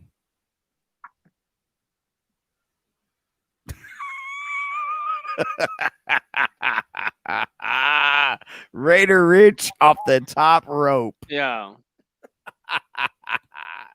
Say that to his face. No. hey, I think Rich would. Hey, y'all don't know Rich like I know Rich. Raider Rich, Richie. Look, on the Raider podcast with Raider Knight and Chris Bro and me, I'm gonna tell you, Richie had his own intro.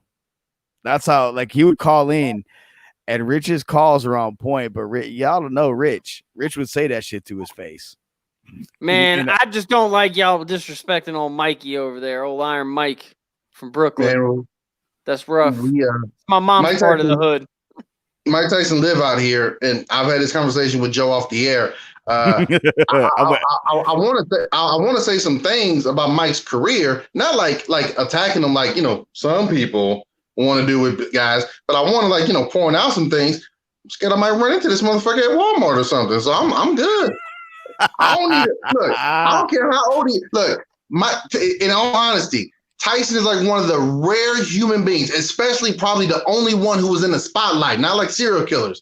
He's probably one of the rare human beings that no matter his age, he still scares everyone when he walks in the room like a pit bull without his leash. Like, hey man, especially if you start hearing Phil Collins in the Air of the Night playing in the background, you're like, oh shit. Yeah, it's like, oh shit, wait, man, which one am I? Am I Bradley Cooper? Oh shit, I look at the beard, look at the belly. Nope, I'm Zach Galifianakis. Oh shit. So it's one of those things where you're just like, man, he still has that much respect. So yeah, I'm not going to say anything about Mike's a cold dude. I love everything Mike's done later in his life. Yeah. And you know what? It's funny because that movie, The Hangover, actually caused him to change because he saw how big he looked in that movie. And he said ever since The Hangover 1, that's when he started dieting and exercising and getting his life together. Hence why he looked that way and hasn't looked that way since. So props to Mike Tyson for being another athlete and a guy in the mixed martial arts, fighting, boxing, whatever you want to call it, that side of the world. It's just boxing. It's not mixed martial arts. It's just boxing. That's another person that's gone vegan and tried the change to, show that you can do that on that kind of a diet and all that kind of stuff. But props to him because that's a hard thing to do, man, especially at his age, change your diet like that. Definitely. I mean, it helps when you have all the money to, not have to worry about working and you can just, exercise, diet, and stay home. That helps too. Without the stress of fucking going to work 12 hours a day and he's pay bills and shit. He's trying to marry his daughter off, right? He was offering big bucks. Dude, I was about to say, do not tell me trying to marry his daughter and pull a Woody Allen. Dude, that's gotta be like one of the worst father-in-law moments ever to go out there and be like, hey man, what you call? I can't even do a good Mike Tyson right now. But to have Mike Tyson give you that father-in-law speech about taking his daughter out, that's gotta be one of the worst, man. Joe, what the hell you doing, man? You can't hear it? He's got the air of the night on. What is Joe? No. He said you don't want to get punched. Joe, man, you gotta realize, man, I've been blown up a couple times, man. My hearing ain't that good. I can't hear a damn thing. Oh man. Hey, look, I'm gonna say this. Mike Tyson is one of the like 3 people on the planet that I'm scared the fuck out of. Like literally, he could come up to me and be like, hey, Joe, I think it's impeccable that you talking all that shit about me. I'm gonna fuck you. I'm like, hey, Mike, I'm sorry. I apologize. I love you. You're one of my favorite boxers of all time. I broke my back. Final. Dude, can we get off Mike Tyson, please? Because I promise you, I'm gonna end up saying what I really want to say, and God, I'm gonna be so fucking scared to go outside. Man, but here's the thing about Mike Tyson. Here's the thing about Tyson. Okay, being that I'm 43, so I was like his career I followed and got a chance to watch as a kid. I've never been, other than Pernell Whitaker being cheated out of the De La Hoya fight. De La Hoya should not have won that fight. Pernell Sweepy Whitaker should have won that De La Hoya fight. When Buster Douglas beat Tyson, that was one of the most devastating moments sports-wise in my life. Like Tyson was like, man, history. And I really like everything that Tyson did. When Customato passed away, I think that was the end of Mike Tyson as far as being like, I know he had Kevin Rooney and he was able. That was like we've never in the last 30 years. Wow. Well, no, but I'm saying like, no, you say that, but Buster Douglas lost his mother. Okay. What? Buster Douglas, his mother, like the actual mother. Can we stop making this excuse for him? I know it was a big deal for him and he had a lot of tragedy. No excuse. But can we stop acting like he was the only one that went through tragedy throughout his career? Others lost a lot of shit too, and we don't sit there and make the same excuses for them. No, I'm not making an excuse for him at all. I'm saying when it comes to Tyson, like that was one of those things that nobody expected that at all. Like he was built and Don King, God, his promoting skills was phenomenal. Like promoted him to be the absolute fucking the reincarnation or better than Muhammad Ali. And I actually thought Mike Tyson had a chance to catch or break Rocky Marciano's record of going undefeated as a heavyweight champion. Well, when you find a bunch of tomato cans, it's easy to do that. But that's the division. You can't change it in the division. Wait a minute now. If I'm not mistaken, okay, so he loses to Buster Douglas, right? Okay, got it. You can't break the record then. I get that. But we do realize that if you take out, what was it, 2.5 years, 3 years in prison? What was it? Like, yeah, something like that. Just a minute. Yeah, he wasn't in prison for 8 years, okay? Take those out. He fought throughout the 90s. In fact, he fought after the Douglas loss. He fought, I believe, 3 or 4 more times before going to prison. And then after that, he fought. You know who else fought during the 90s throughout that whole time Mike Tyson was fighting? Francis Botha and Frank Bruno. You know what other fighters were fighting during that time? I don't know. Some guy named David Tua, the Samoan Mike Tyson. Shannon Keenan Briggs was fighting. Ray Mercer was fighting. Riddick Bowe was fighting. So when you tell Tommy Morrison was fighting, and he wasn't just fighting Rocky Balboa. Don't bring up Tommy Morrison, bro. He was a bum. I'm just saying, though, he was somebody.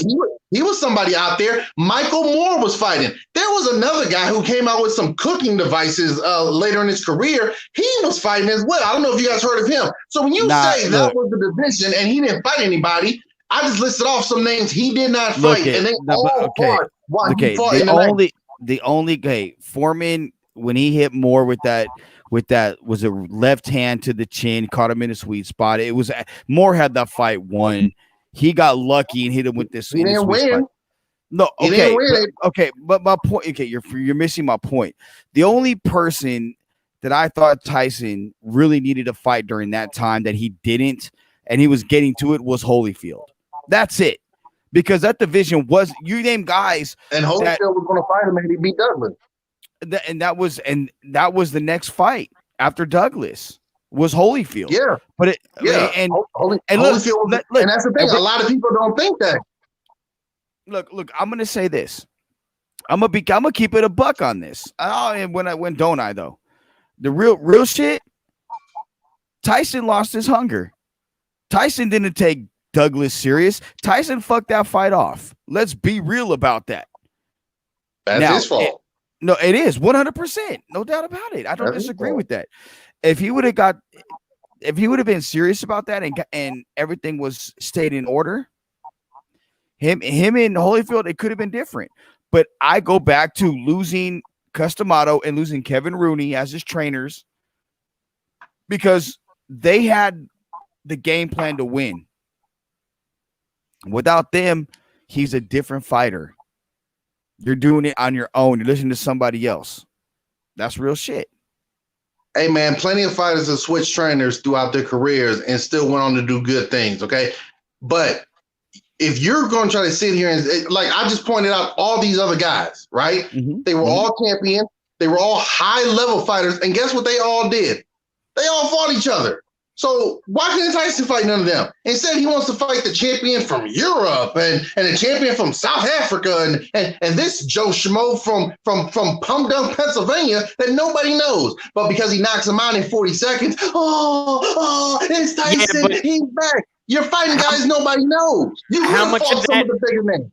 Yeah, but how much of that is on Tyson and not his promoters and Don King and all those other guys not setting up those fights? Because listen, let's be honest. Why didn't they set him up? Mike got screwed out of a lot of money. Mike got screwed out of a lot of money through his career because he didn't know what the hell he was signing. They also kept him away from talent. They also kept him away because they didn't want that. In fact, Teddy Atlas even said Cus D'Amato did not want Tyson fighting Foreman or Lewis. Why? Because their style was exactly the remedy you needed to beat Mike Tyson. When Lewis and Tyson sparred as teenagers, Cus said, keep Tyson away from him going as a pro. That is how, even Lewis said it when he was on the Joe Rogan podcast. That's why you saw how Buster Douglas beat him. Tyson, in all of his losses, anytime somebody bullied him back, he folded. So all those fighters that he didn't fight, Don King knew. Yeah, some of those guys may not show up that night, but their career showed they're going to show up for Tyson. And if they do and they knock him out, my golden egg is not going to be the cash cow anymore. Hence why it's like the Ronda Rousey effect. You're good while you're winning. But when you start losing and you start getting your ass whooped when you lose, and this ain't you lost by split decision, you got knocked the fuck out. Guess what? Those dollars ain't going to be as big no more. So Tyson was great, right? He was great. But in a way, his career is very much overrated because he never beat any of the top guys. Throughout his entire career, he never beat one legit top guy in somewhat their prime. He beat Larry Holmes, but I believe, if I'm not mistaken, at that time, Larry Holmes was like 2 weeks away from getting his first Social Security check. So, I mean, Michael Spinks. Michael Spinks was at the top of his career. You said Michael Spinks? You said Michael Spinks. Joe, you gonna name about 600 other boxers before you get to Michael Spinks on the all-time list. Don't come on, man. You know Michael Spinks more for losing to Tyson than anything he ever did in his career. Don't give me that nonsense, Joe. Don't do that, Joe. Come on, man. I felt like I was watching Bad Boys right now. Come on, Joe. God, exactly. See, Exactly, man. Don't do that, Joe. Don't do that for real. Tyson had a great ability, right? But how do we judge fighters? How many wins you got? How many titles you won? Who you beat? Part of Muhammad Ali's greatness is who he beat. Who did Tyson beat? Exactly. And part of Muhammad Ali's greatness is also who he bounced back from after he lost. He came back and beat them. I got another argument on that. Yep. Part of Tyson's greatness was Tyson was fun to watch fight. I have never once paid for a Floyd Mayweather fight. I'd rather pay to watch Usain Bolt run around. I don't want to pay to watch Floyd run around for freaking an hour. Floyd in the later part of his career, when he became Money Mayweather, but when he was Pretty Boy Floyd, Floyd is fun. What I'm saying is, though, everybody wants to talk. Everybody wants to talk about his record and everything. Okay, I can respect the record on some aspect because it is a sports record. But when you watch the man fight, I would rather watch Mike Tyson fight and lose a couple of fights, and I still think he's a better fighter than Floyd because Floyd runs around, waits for the one fucking counter to throw, taps his little jab in there. That's the science of it. Yeah, but I guess you don't want that. I guess you don't want that. But that's why boxing died. Alvarez fight, huh? Or that Miguel Cotto fight, or that Ricky Hatton fight. Ain't no running around in those fights. But what I'm saying is, that's why boxing was dying with Floyd. Yeah, he was making a lot of money and all that, but that's why MMA was kicking their ass in pay-per-views and all that other shit, because people want to watch people actually fight, not run around. That wasn't the reason. The reason that both was happening is at that time, how many other fighters could you really name that you would pay to see in boxing outside of Floyd Mayweather? I mean, I know you said you wouldn't pay Rich, but at that time, who else was out there in boxing? Whereas in MMA, we had Ronda Rousey, we had John Jones, how come they didn't fight? Anderson Silva. Man, yeah, okay. They could have fought because somebody from the Philippines didn't want to get tested for steroids. Look, no, they could have. But didn't somebody say, hey, man, if we're going to fight, how about we get tested for steroids? No. Jesus doesn't want me to get tested for steroids. Everyone else I fight tests for steroids. No. Jesus doesn't want me to test for steroids. I'm just going to let you know, I feel the same way that Joe feels about Paul Pierce, about Floyd Mayweather, just so that's real clear. I have no respect for that guy at all. That's none. Fair. No. But here's the thing, that's too. Fair. When you look at it's wrong, but it's fair. When you look at the other person, when you talk about Pacquiao, he's a guy who couldn't come to the United States because he didn't pay taxes here. So that's money that he wasn't making for whatever reason. I only want to fight in the Philippines where he can make the most amount of money. Okay, I get that. Then you turn around and you look at boxing as a whole. They were a dying sport because the heavyweight division had nobody in it. Mm-hmm. Honestly, nobody was in the heavyweight division. I couldn't tell you one heavyweight at that time that I was like, okay, you had what's the Klitschko brothers? Ooh, like I ain't gonna watch a fucking Klitschko fight. But that's what makes the Floyd stuff not as much fun either, is because it's a lower class. But that's they're not where I knocking disagree. each other out as much. But that's where I disagree with you, though, Rich. I actually like Floyd's fight because there's a lot of counter punching. There's a lot of he's slipping, and the whole point of boxing isn't to get hit. It isn't necessarily to knock somebody out. And let's be real about this: the reason why Floyd stays in Vegas versus fighting anywhere else is they can get a shot when they get taped up. They get a shot, and that is like a little steroid where it kind of numbs the hand a little bit. And there's no taxes. But exactly. it goes like this. What you know, Joe, this just as well as I do. What was wrong with baseball? Baseball was taking too long and it was getting real boring and they were losing viewers. So what did they do? They juiced the shit out of the balls to make it interesting. My point is the technical boxing, yes, that's boxing, but it's boring as shit. I don't want to watch two guys run around the ring for 12 freaking rounds dodging each other. I want to watch two guys go in there and slug it out. Yeah, it could be technical, but still slug it out. Try and kill each other. Don't go in there and sit there and But just a couple years I'm going to run away and then I'm going to run away. No, that's not worth it. My bad, Rich. My bad. No, jump in, Kalani. No, you good. Finish. No, I was going to say, yeah, but just a couple of years before Floyd Mayweather became Money Mayweather, because it's a lower division, Oscar De La Hoya reigned supreme, Felix Trinidad reigned supreme, Sugar Shane Mosley reigned supreme, Bernard Hopkins, Roy Jones Jr., when they were stacked, even though they weren't knocking each other out like the heavyweight, that shit was fun. Why? Because you had depth. That's what's also important is that you can't just have one guy doing it. It's got to be coming down the list. And that's what made it so much fun. Even during Tyson's day in the 80s, Sugar Ray Leonard, Marvin Hagler, Roberto Duran, Hitman Hearns, etc., etc. Cesar Chavez. It's more than just one guy carrying it. Yes, one guy could be the head guy, but damn it, we need others. Just like in baseball, throughout the mid 2000s, who were your big guys? Who were your big guys? Like Barry Bonds, but then Sosa fell off, McGuire fell off, A-Rod was coming up. Who else was with him? Griffey fell off because he went to Cincinnati, and for some freaking reason, he couldn't stay healthy. Damn it, Griffey. But it's like at that time, yes, there were some things, but there weren't a lot of big hitters in there. Granted, you could say because of the steroid era, whatever. Jose Canseco, you're a fucking bitch. But you need depth. You need depth. And that's what was part of the problem is that at the time Floyd made his ascension, the rest of the divisions weren't as stacked. And Manny Pacquiao cheated his entire damn career, and Mike Tyson been overrated. Okay. Ooh. Okay. So I'll ask you guys this. I'm asking you guys this. Give me your favorite all-time fighter. Rich, you go first. Boxer or MMA? The boxer. I'm not asking. Boxer. It's always going to be Tyson. It's always going to be Tyson. I grew up watching him. He's what made me love fighting. He's what got me into MMA. Was just that brute strength and just seeing a guy go out there and wail on people. Kalani. No, go ahead, Rich. Finish, and then we Kalani. No, I was just saying that's a big reason why I am a fan of those types of fighters, why I like Rampage and, those guys that just go out there and try and club. That's why I wanted to see Kimbo Slice do well, honestly, because I felt like he would have been one of those guys. I liked Kimbo. God rest his soul. God rest his soul. Go ahead, bud.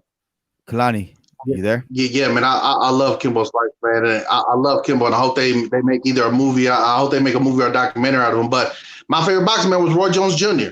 I know there was other guys before, but considering my age, I never saw somebody move and hit that damn fast and hard. Sometimes you get a guy real fast, don't got a lot of power. You get a guy got a lot of power, not the fastest. This son of a bitch had both, putting his hands down, dancing in the ring. He did. I forget the boxer's name.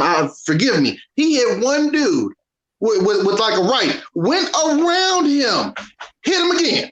I mean, come on, man. That was just something you didn't get. So for me, during his heyday, couldn't nobody touch Roy Jones Jr. I'm just sad that by the time he left middleweight and went up to light heavyweight, all the other guys that was younger had already moved up, and he was already too big to come back down and face them because he would have been some problems for somebody. Y'all must have forgot.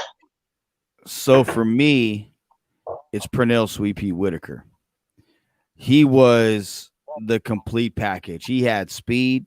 He had power. He was a great counterpuncher. He was a technician.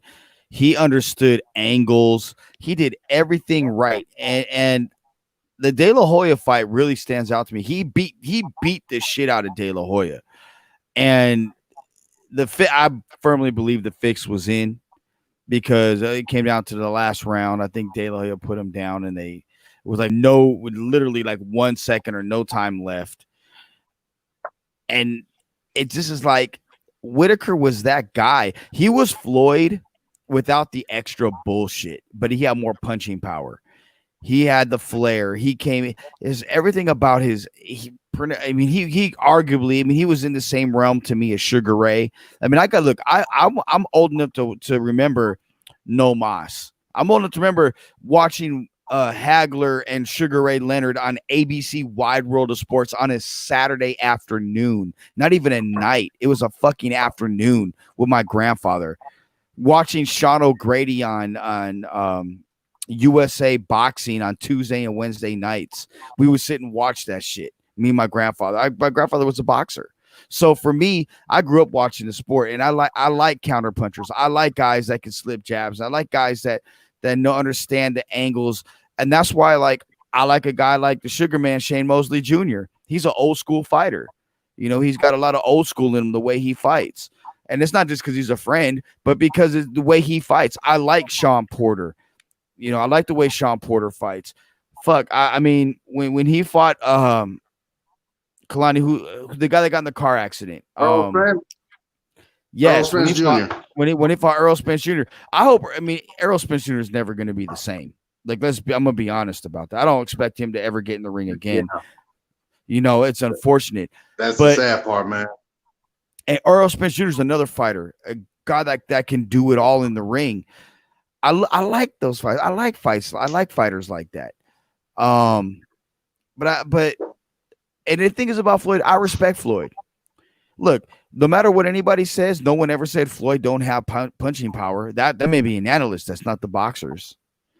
You know what I'm saying? Yeah, you ain't heard one say it. Not a one. You ain't never heard someone say Floyd don't know what he's doing in the ring. You know, look, Floyd may be a lot of things away from boxing, but in the ring, what he did, he was the top of his game for a lot of years, and you got to respect it, period. And that you know, that's just how I feel about Floyd. Oh no, I said I respect what he's done. And that's somebody who night in and night out, every single fight, didn't have an off night, didn't have outside distractions, didn't have I lost this, stayed up too late doing this.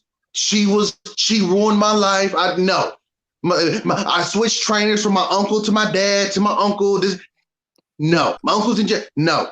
Every time it was time for him to fight, the lights were the brightest and he shined the biggest. And you gotta also give it to him. He took it from that De La Hoya one and said, I'm never going to be the good guy and I want to make money. So I'm going to be the bad guy. I'm going to be the Joker. And look at the career he was able to create from that with all the records. So, you know, for somebody who put that much pressure on themselves and to still show up night in and night out, look at all these other guys we mentioned. We all could pick moments where they just did not show up that night. Can't do that for Floyd. So in a sense, I get that he rubbed a lot of people the wrong way.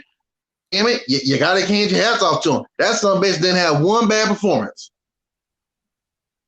Excuse me, boss man watching. That gentleman did not have one bad evening of fighting. Nah, you can say some bitch because he'll be. And here's the other thing too. I'll say De La Hoya is one of the most overrated fighters in the history of boxing. You see, he's coming back. High five. Yeah. High five, Joe. High five, Joe. High five. Yeah. I got you. Look at De La Hoya to me is the biggest punk bitch boxer in the history of boxing. There's no way, one, he should have a fucking statue in front of Staples Center, a place he never fucking fought. He ain't never fucking fought a fight at Staples Center. Get your bitch ass statue off of Staples Center and put fucking Elgin Baylor shit right there. Fuck you, De La Hoya. Then the way you dick your fucking boxers out their money, what the fuck? And then now you want to. I forget who it was, but one of the black boxers after a fight, and they were trying. And De La Hoya said, "Why don't you come over here?" He said, "Nah, bro, you don't treat black fighters good." And then he couldn't say nothing. He was like, yeah, man, yeah." And then, hey, and Joe, you talking about all the other stuff, right? And that's all valid, But then you also got to ask yourself, who honestly did Oscar De La Hoya beat in the big matches? Maybe Shane, I think, but didn't Shane he got Shane once, didn't he? No, Shane beat him both times. Oh, that's right. So okay, Shane tatted him up both times. Trinidad tatted him up. B-Hop tatted him up. I'm just saying, when it came to big fight, he got Sweet Pea. They gave him Sweet Pea. Yeah. There was that one. Now I will say this: despite his record in big fights against elite guys, because he did beat some of the other guys who you would say maybe is just a step below the elite guys. One thing you got to say about Oscar, he fought the who's who of his time, and that son bitch came to fight every time. He came forward for somebody, you know, with the pretty boy look and all that. He came forward looking to fight every time. So I give him that. Funny how Oscar fought everyone that he was supposed to fight, win or lose, and still kept his name. But there was another fighter that we just talked about who didn't fight certain fighters during his time. I'm not going to get back into that, but I will say this. What if De La Hoya is on the undercard of the Jones-Tyson fight in September? Well, that's why I brought up about him coming back. That'd be a possibility. That'd be something crazy to see, too. All these geriatric sons of bitch. Yeah.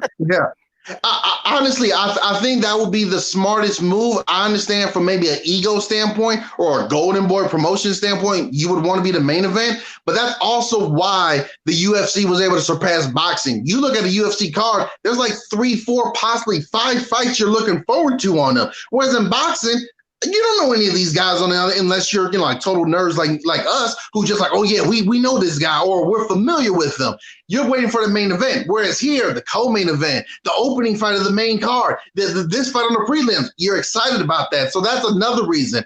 I definitely think if he's serious about it, they should seriously consider that because it's only going to do them better for that evening if they're on one card as opposed to separate ones. Oh, you will sell a lot of pay-per-views with Tyson, Jones, De La Hoya, my man Nate Robinson.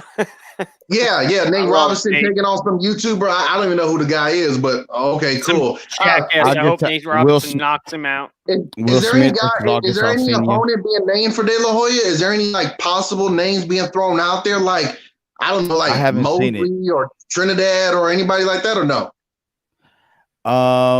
Not that I know of off the top. I mean, I seen it. It's something that we're discussing tomorrow on the FSM podcast in the morning, but I don't know, and that's the interesting part. I you know who I would like to see him fight, even though now that his son's on Golden Boy Promotions, fight Shane Mosley again. Yeah. I would like to see that. Wouldn't be bad. And you know what was cool about their rivalry?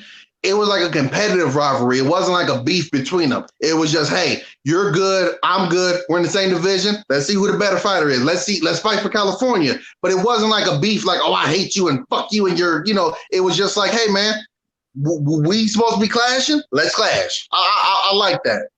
The thing is, Shane grew up in the same area I grew up in, and we would hang out at Dave & Buster's at Ontario Mills.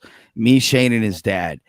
And I was talking about it with Shane Mosley Jr. When we had lunch prior to COVID, right? And it was like, bro, like call your dad, and his dad, and talking with them, it was like there's a whole wall at Dave & Buster's at the Ontario Mills Mall of Shane Mosley Jr. Boxing paraphernalia that's signed, because that's where him and his dad would hang out. And it's funny you said that, the fact there was no bad blood. There wasn't. They actually are cool with each other until De La Hoya started fucking him out of money. Then that became a different story. But he messed with the church's money. Yeah, you can't keep your hand out the broken door fund. So, at the end of the at the end of the day, I do like the fact that there was that, but De La Hoya's from East LA. Shane's from Pomona. Pomona's LA County, kind of IE-ish. They were same area I grew up in. Different type of mentalities, but you know what? I actually prefer Shane to De La Hoya as a boxer, not just as a person, but as a boxer. I like the way Shane took care of it. I think Shane is the guy that's underrated by boxing, by casual fans and people that really don't follow boxing the same way a lot of other people do, like ourselves. You know where I think messed up Shane? And this goes back to realistically every sport where styles and matchups sometimes favor you and don't. After Shane Mosley got the rub off beating De La Hoya, he lost his next bout.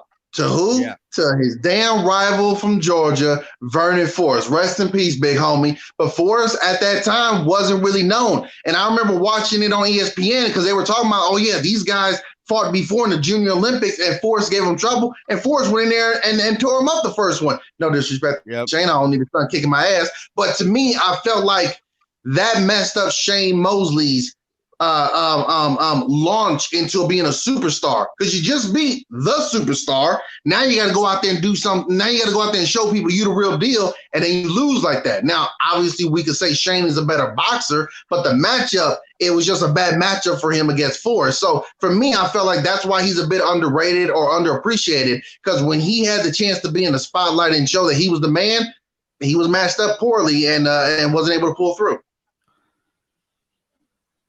Okay, so final question of the night.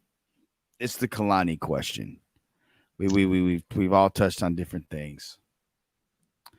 Kalani wants to know which athlete had the worst role in a movie.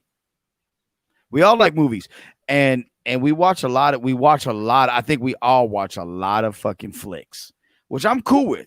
Like I love watching different movies. In fact, what I'm gonna tell you, the movie that it's you remember how so the show that everybody watched as a young adult, as a kid, but never admitted was Saved by the Bell. Oh, everybody. I stuck a lot of kids watching that show. Okay, so you all have, everybody has a movie that is like, fuck, like not that it's like, not like Roadhouse where it's like must watch movie every time it's on fucking TNT or CMT or whatever. Like you're like, I gotta watch fucking Roadhouse. That's a badass flick, by the way. Anybody named Dalton, that's great. But it only worked for that time too. It wouldn't work today. Exactly. So like the movie I've watched like 3 times in the last probably week and a half is My Spy with Batista and a bunch of people, the wrestler Batista. It's a really cool, man, I dig that movie. I don't know why. I think the little girl's just cute, and there's a lot of it's just funny. Like I'm telling you, if you watch it, you're gonna be like, yo, this shit's pretty fucking cool. So everybody has those. So like that's my like guilty pleasure watching that movie. But what athlete in a movie did you guys watch that you're like, why the fuck is he in that movie?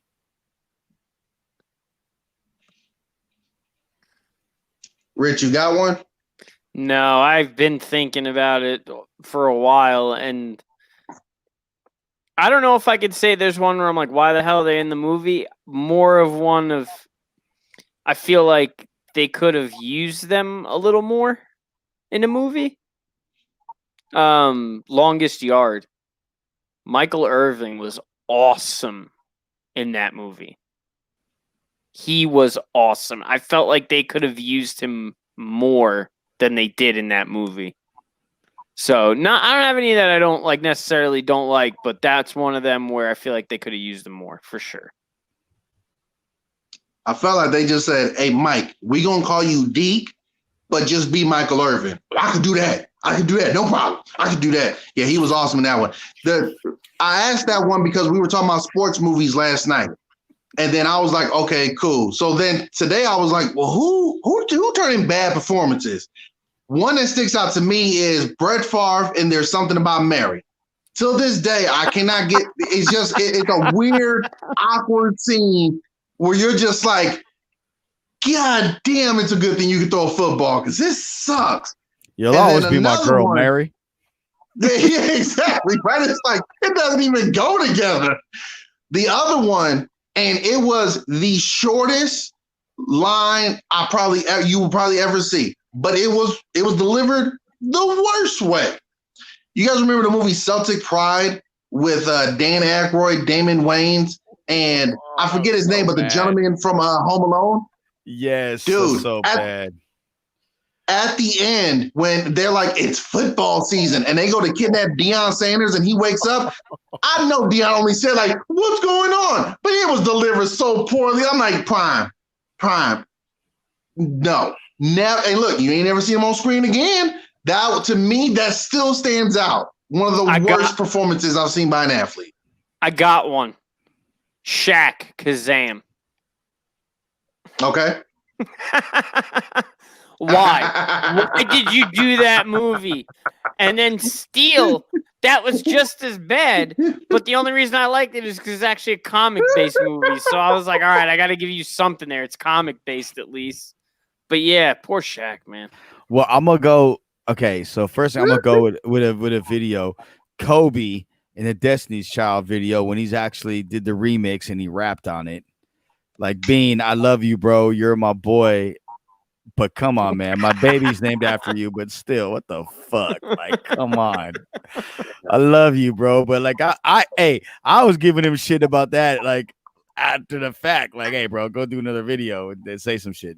I give him credit though. He did it one time, realized it wasn't his lane, and left. Like Rich said, Shaq was like, "Nah, dude, I'm gonna keep going." There's these twin brothers who are comedians, and they were going over how that came about. They did it for Space Jam, and they said, "Hey, Charles got a call from Shaq," and he was like, "What's up, Shaq?" He's like, "Hey, I got 2 words for you: rap and genie." And then he picks up the other line, "Hey, Mike, I'm in for Space Jam, baby."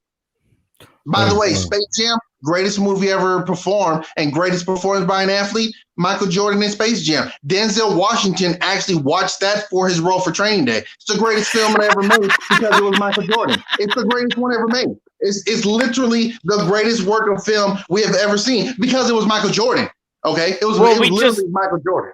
See, and that's why I'm not going to see the second Space Jam because LeBron's in it. We already know Michael Jordan's the GOAT, so you know the first Space Jam is going to be better. So it's like, how do you even? I just want to say, I did a rap album with the Fushnikins and his barbecue chicken. Hey, it did go gold. It did sell some records though. So at least can say I made some money. Hey, I'm gonna say, no, real shit. Shaq is. I got a lot of love for Shaq and everything that he does. He's one of the top 5 NBA players that could rap. The number one is Troy Hudson.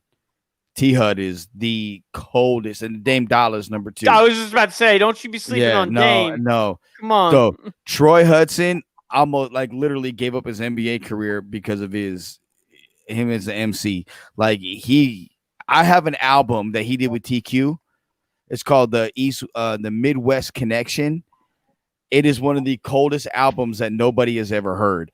It is one of the baddest albums to the point where I'm trying to get squeezed to release this shit. Well, there you go. What's up? Let's drop this. We're here in a franchise meeting, but I think when it comes, I feel like he was another one where. Go ahead.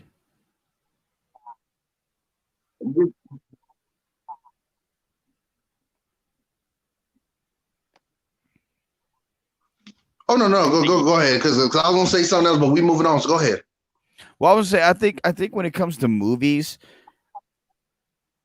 have you ever seen the movie Forget Paris with Billy Crystal? Yeah, where he's an NBA referee. Yeah, he's an NBA ref. Yeah, they're horrible in there, bro. They are. They are. It was a collectively bad. But see, that's the thing. Was it bad or was it low key a masterpiece?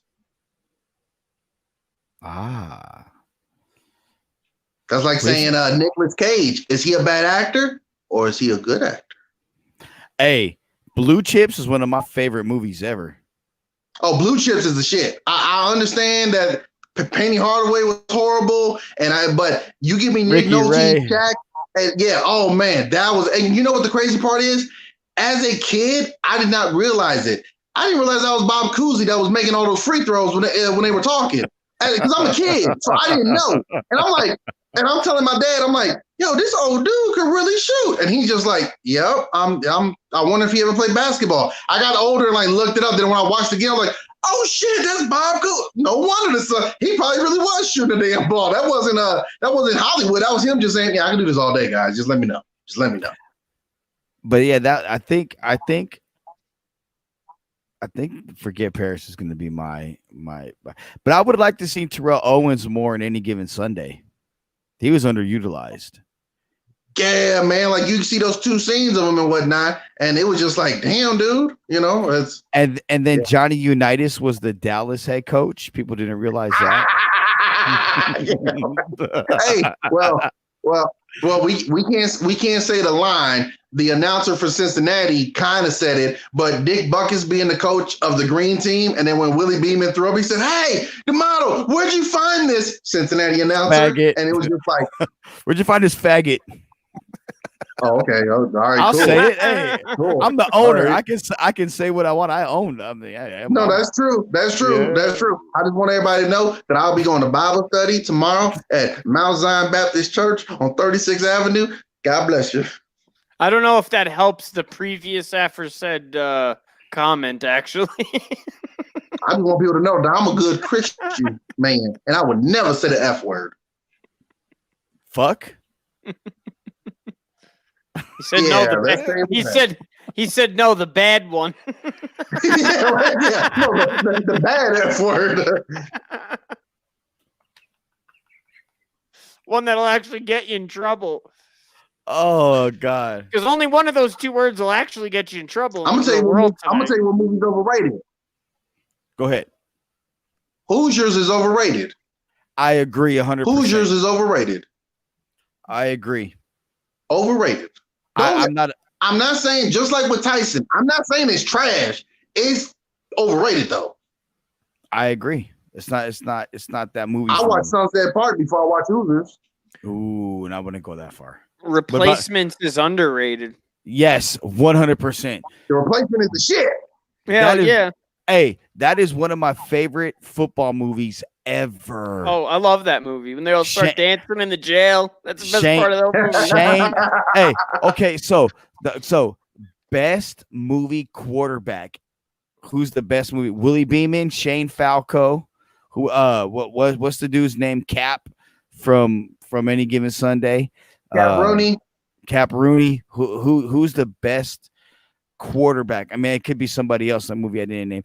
The dude from The Program. The dude from I'm good. The quarterback for the SC LSU Mud Dogs, baby. Woo! hey, I'm taking Michael B. Jordan's role in Friday Night Lights at quarterback. I forget what his name is, but he played a hell of a role. You got to put him in there.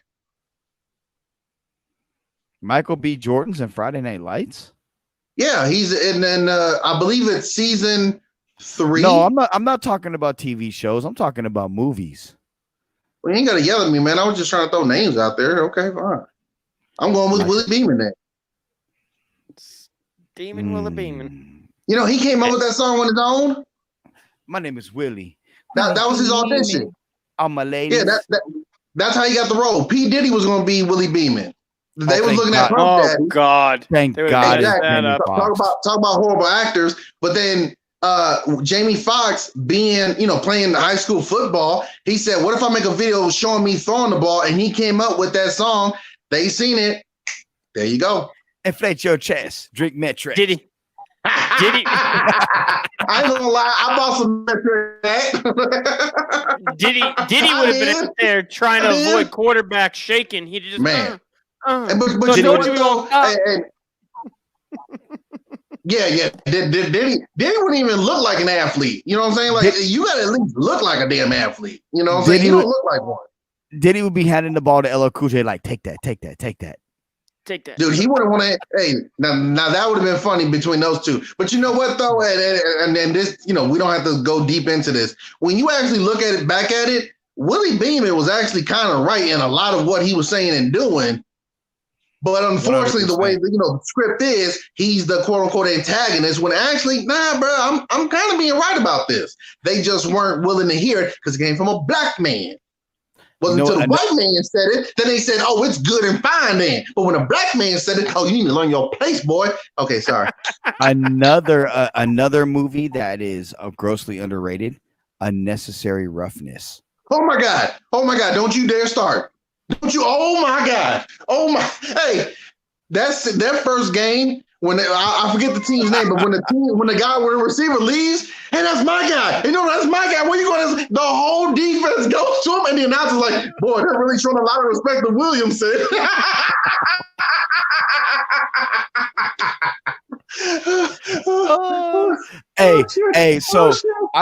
The receiver in that, the guy that the thing came into toilet paper and he caught it.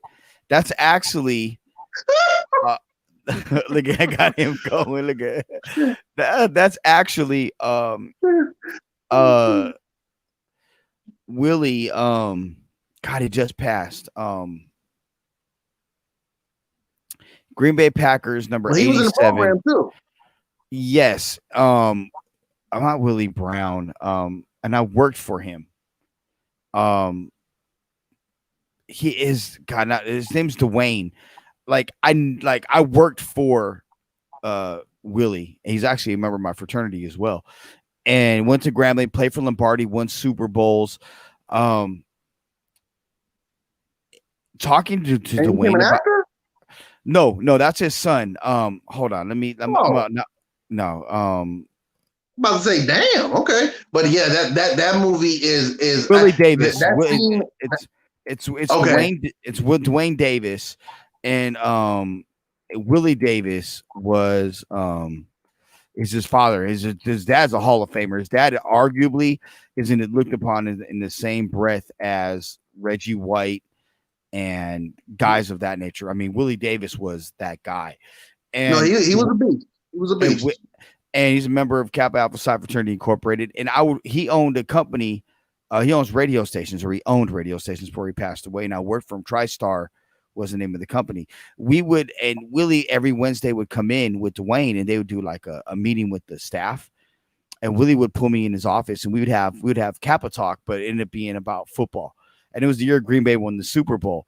So I'm at my mom's house, and I'm like, damn, Willie's at the fucking game, NFC Championship game, doing the coin toss. So I text him. I'm like, thanks for the invite. Because he had asked me Friday, like, hey, what are you doing this weekend? I'm like, oh, I'm just going to watch the game.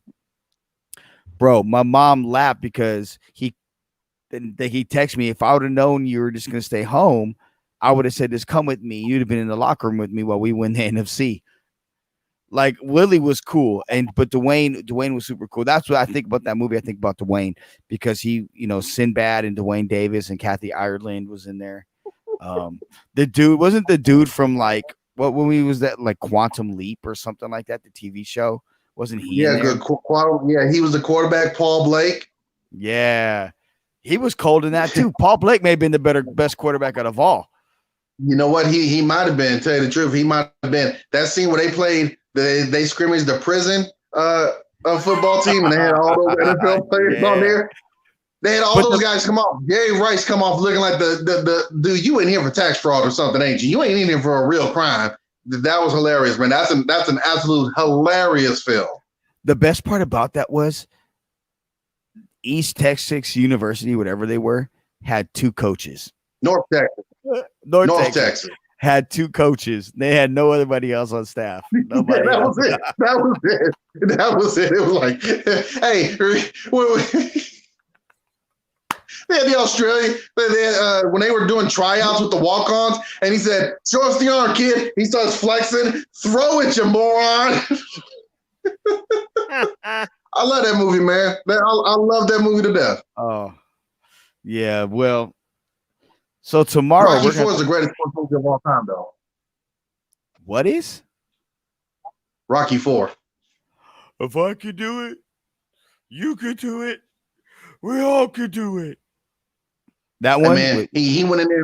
He literally went in there and ended the Cold War. Dude, a kid I went to elementary school is in that movie. He's the kid with the little Jew fro next to Rocky's son. His name is Daniel Brown. For real. I've watched that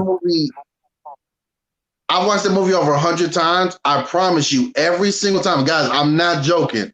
Every single time, I'm pissed that Rocky don't throw the damn towel in. Like, in my mind, I'll be thinking, you know what? What if Stallone made it where, hey, man, if you watch this like 117 times, I actually throw the towel in. Like one of those Blu-ray editions, like an ultimate scene. I'll be thinking that, man. I'll be thinking that. And it lets me down every time. Greatest movie of all time, though. Who was Rocky's? It's basically it's a highlight video with a couple lines in it, but it's basically a highlight music video. Who was Rocky's toughest opponent? Drago or Mr. T? Or Apollo Creed? I would say Drago, because some bitch gave him brain damage. You know what I'm saying? When he fought Clubber Lane, he did that what Marvin Hagley used to say. It's hard to get up and run 5 miles when you're waking up in silk sheets. You know what I'm saying? So he and that one, he just wasn't ready. You know, the next one, he beat him with the rope-a-dope. Apollo Creed busted him up and everything. That was tough, but boy, Drago put it on his ass. I mean, like, Hey, let me tell you something, kid. He broke things in me that ain't never been fixed. Dude, I will break you. Man. It's fucked up. I will break you. Dude, how the hell was Ivan Drago's son looking like a super heavyweight taking on Michael B. Jordan, who looked like a light heavyweight? That ain't right. No, they really tried to blow that out of proportion in that movie. They're like, all right, so we're gonna get one of these WWE guys, and then we're gonna get a featherweight in here. Babe, I'm gonna tell you, those Creed movies are good. Those Creed movies legit boxer though. I love those Creed movies are the shit. Hey, let me ask you guys this real quick, because I don't know how much time we got here. I don't know how much time we got, so let me ask you guys. So in the first two Creed films, he fought European fighters, guy from the UK, guy from Russia, right? But we've seen the boxing one. So what if for Creed 3, he was to go ahead and let's say he went to a UFC event. Hey, I'm the champ. I'm just going out. He goes and watches this UFC event. A fighter steps in the ring, knocks him out. The fighter recognizes him, calls him out for a fight and says, how about we do a crossover? MMA versus boxing. This fighter just happens to be from Ireland. Some little fancy dude. Maybe some of you guys heard about him. And now it goes along with the lines, something a little new, a little different. We already saw it in real life between Mayweather and McGregor. You keep up the whole black guy fighting the white European guy, and it's a different flavor and tone to it as opposed to fighting someone else's son that Rocky beat. I think it could work. That's not a bad idea at all. I like that actually a lot. I like that too. But he did fight American fighters. He got the title from beating the dude that took his car in the first one, if you remember. He already beat him in the second one. That's what I'm saying. He beat him already. So, like, I mean, albeit it wasn't the storyline of the fight. I think that's fucked up, man. That's Andre Ward, man. You can't be doing that to Oakland's finest. Hey, but he did. Yeah, that's fucked up, man. That's fucked up. Hey, low key, he kind of did Oakland dirty in a couple movies. He did it with beating Andre Ward in Creed 2, and then he did it in Black Panther because he was from Oakland, and then look at how he went out in Black Panther.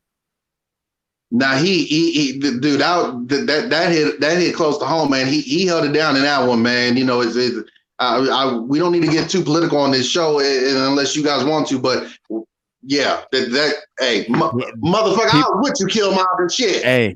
Hey, people say that's like Malcolm versus Martin. Yeah, exactly. You know, exactly. And now we're starting to see maybe Malcolm wasn't, maybe we should have did some things he was suggesting. Not all, but some things. So yeah, fuck that, man. Dude, if that wasn't one of the greatest lines ever put in cinema, bury me in the ocean with my ancestors because they knew death was better than bondage. One of the greatest. That right there made him an instant hero. Yeah, no doubt. I think with Creed 3, if they were to do it, and I hope they do, I like your idea. I would also say Bruce Lee's son. Just kidding. He's dead. He's going to have to be his grandson. His son dead. I think it would have to be something played off of his wife. Was somebody from Philly? That maybe there's some type of history with his wife that makes it hella personal. Or what if it was her daddy? Came out of prison and says, hold up now, and he don't like it. What if her dad used to be a boxer? And isn't there a retired boxer from Philly that did go to prison in real life? I'm just Philly's finest B-Hop stepping into the screen, taking on B. Jordan. I wouldn't mind that. That could be, so there could be something there. I think Bernard Hopkins is another fighter we didn't talk about that's vastly underrated too. There's still that out. I talked about him. I brought it up in when we were talking about De La Hoya and whatnot, but yeah, he's another guy. But you know what though? I don't even think he's underrated because when he went on that winning streak of winning 20 title defenses in a row, beating Jones, beating Trinidad, which that broke my heart, man. I was such a big Tito Trinidad fan. Beating De La Hoya, I think he cemented himself as always being one of the guys we mentioned and whatnot, as far as all-time greats, especially for middleweights. You know, it's like him and Hagler. Yeah. Hagler was, to me, as a kid growing up, the buffest boxer I've ever seen in my life. Yeah, that motherfucker was, hey, that's where Clubber Lang got his inspiration from. I want to look like that. All right, guys. So before we get out of here, let everybody know, Rich, where they can find you on social media. Rich Lupo 11 on Instagram, Richie Lupo 11 on Twitter, and Rich at Franchise Sports Media.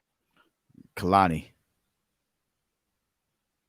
Well, since you guys can't see mine like the others, it is K Lua 11. That's KLUA, the numbers 11, both on Instagram and Twitter. Joe gave me the inspiration. I will be making an OnlyFans page over the weekend, so be on the lookout for that. And yeah. Hey, I hope you do make an OnlyFans page. Do that shit. You probably have like You guys do realize that you can do more. You can do a whole bunch on there, right? You don't have to just do the X-rated stuff. I could literally make one just showing you guys water bottles. Hey, man. I just had this conversation with Jaleesa earlier today because she was like, what is OnlyFans? You know, Jaleesa's never not up on game or something like that. And I was like, this is what it is. I go, but it's not just for, cam workers. It's for, sex workers. It's for, she was like, nah, fuck that. But, and because because we're talking about the Trey Songz incident. If you guys just Google Trey Songz today and you'll see what I'm talking about. But, yeah, it was just one of those things where like I was like, it's a way to make some money, some side money if you really wanted. Well, it's almost like if you have a YouTube channel, instead of waiting to get your 4,000 subscribers and monetized and all that other nonsense, you just turn around and you have an OnlyFans if people really like your content on Instagram or Twitter or whatever, and they could check it out there. It's the same thing.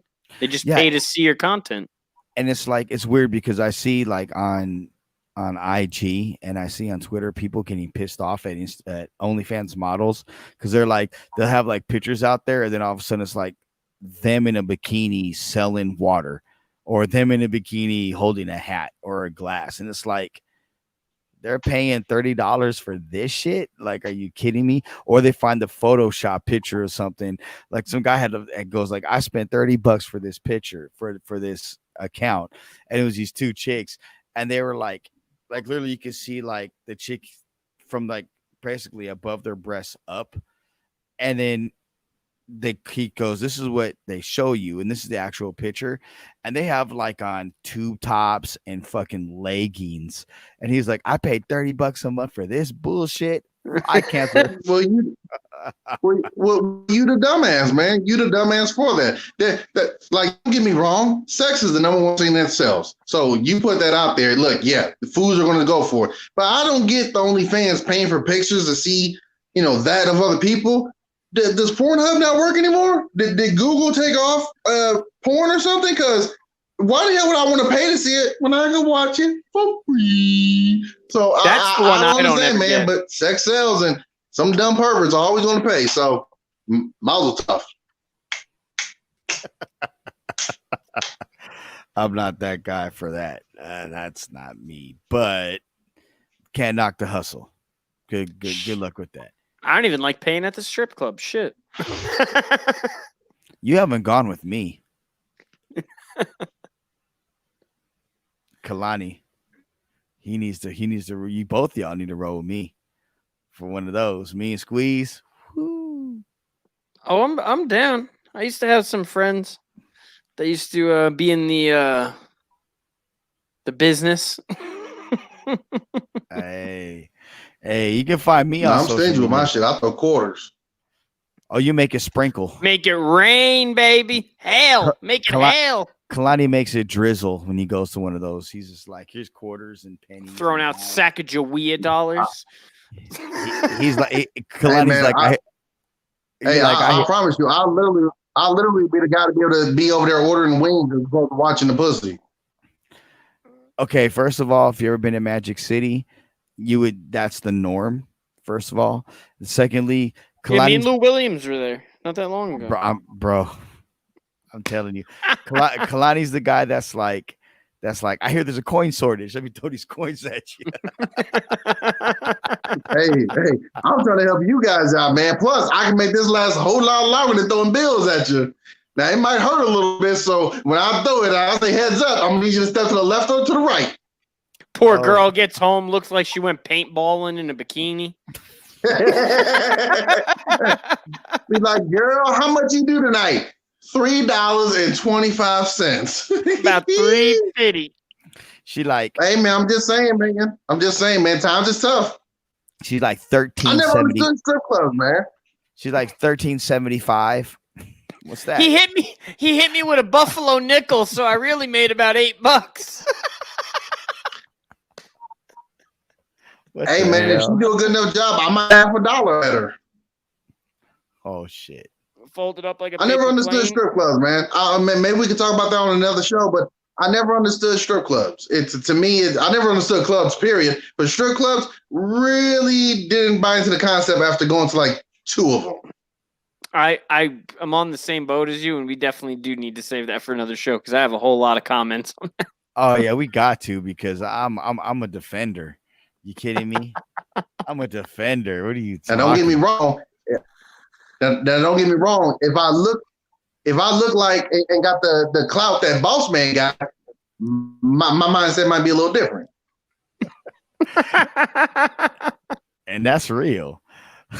Anyway, guys, I'm Joe Arrigo. You can find me at my name, Joe Arrigo. Follow the franchise on all social media at the franchise LV. And guess what? Today's a great day tonight, whenever, to rest the killers of Breonna Taylor. So let's go ahead and do that. Have a great day, everybody. This is Franchise After Dark.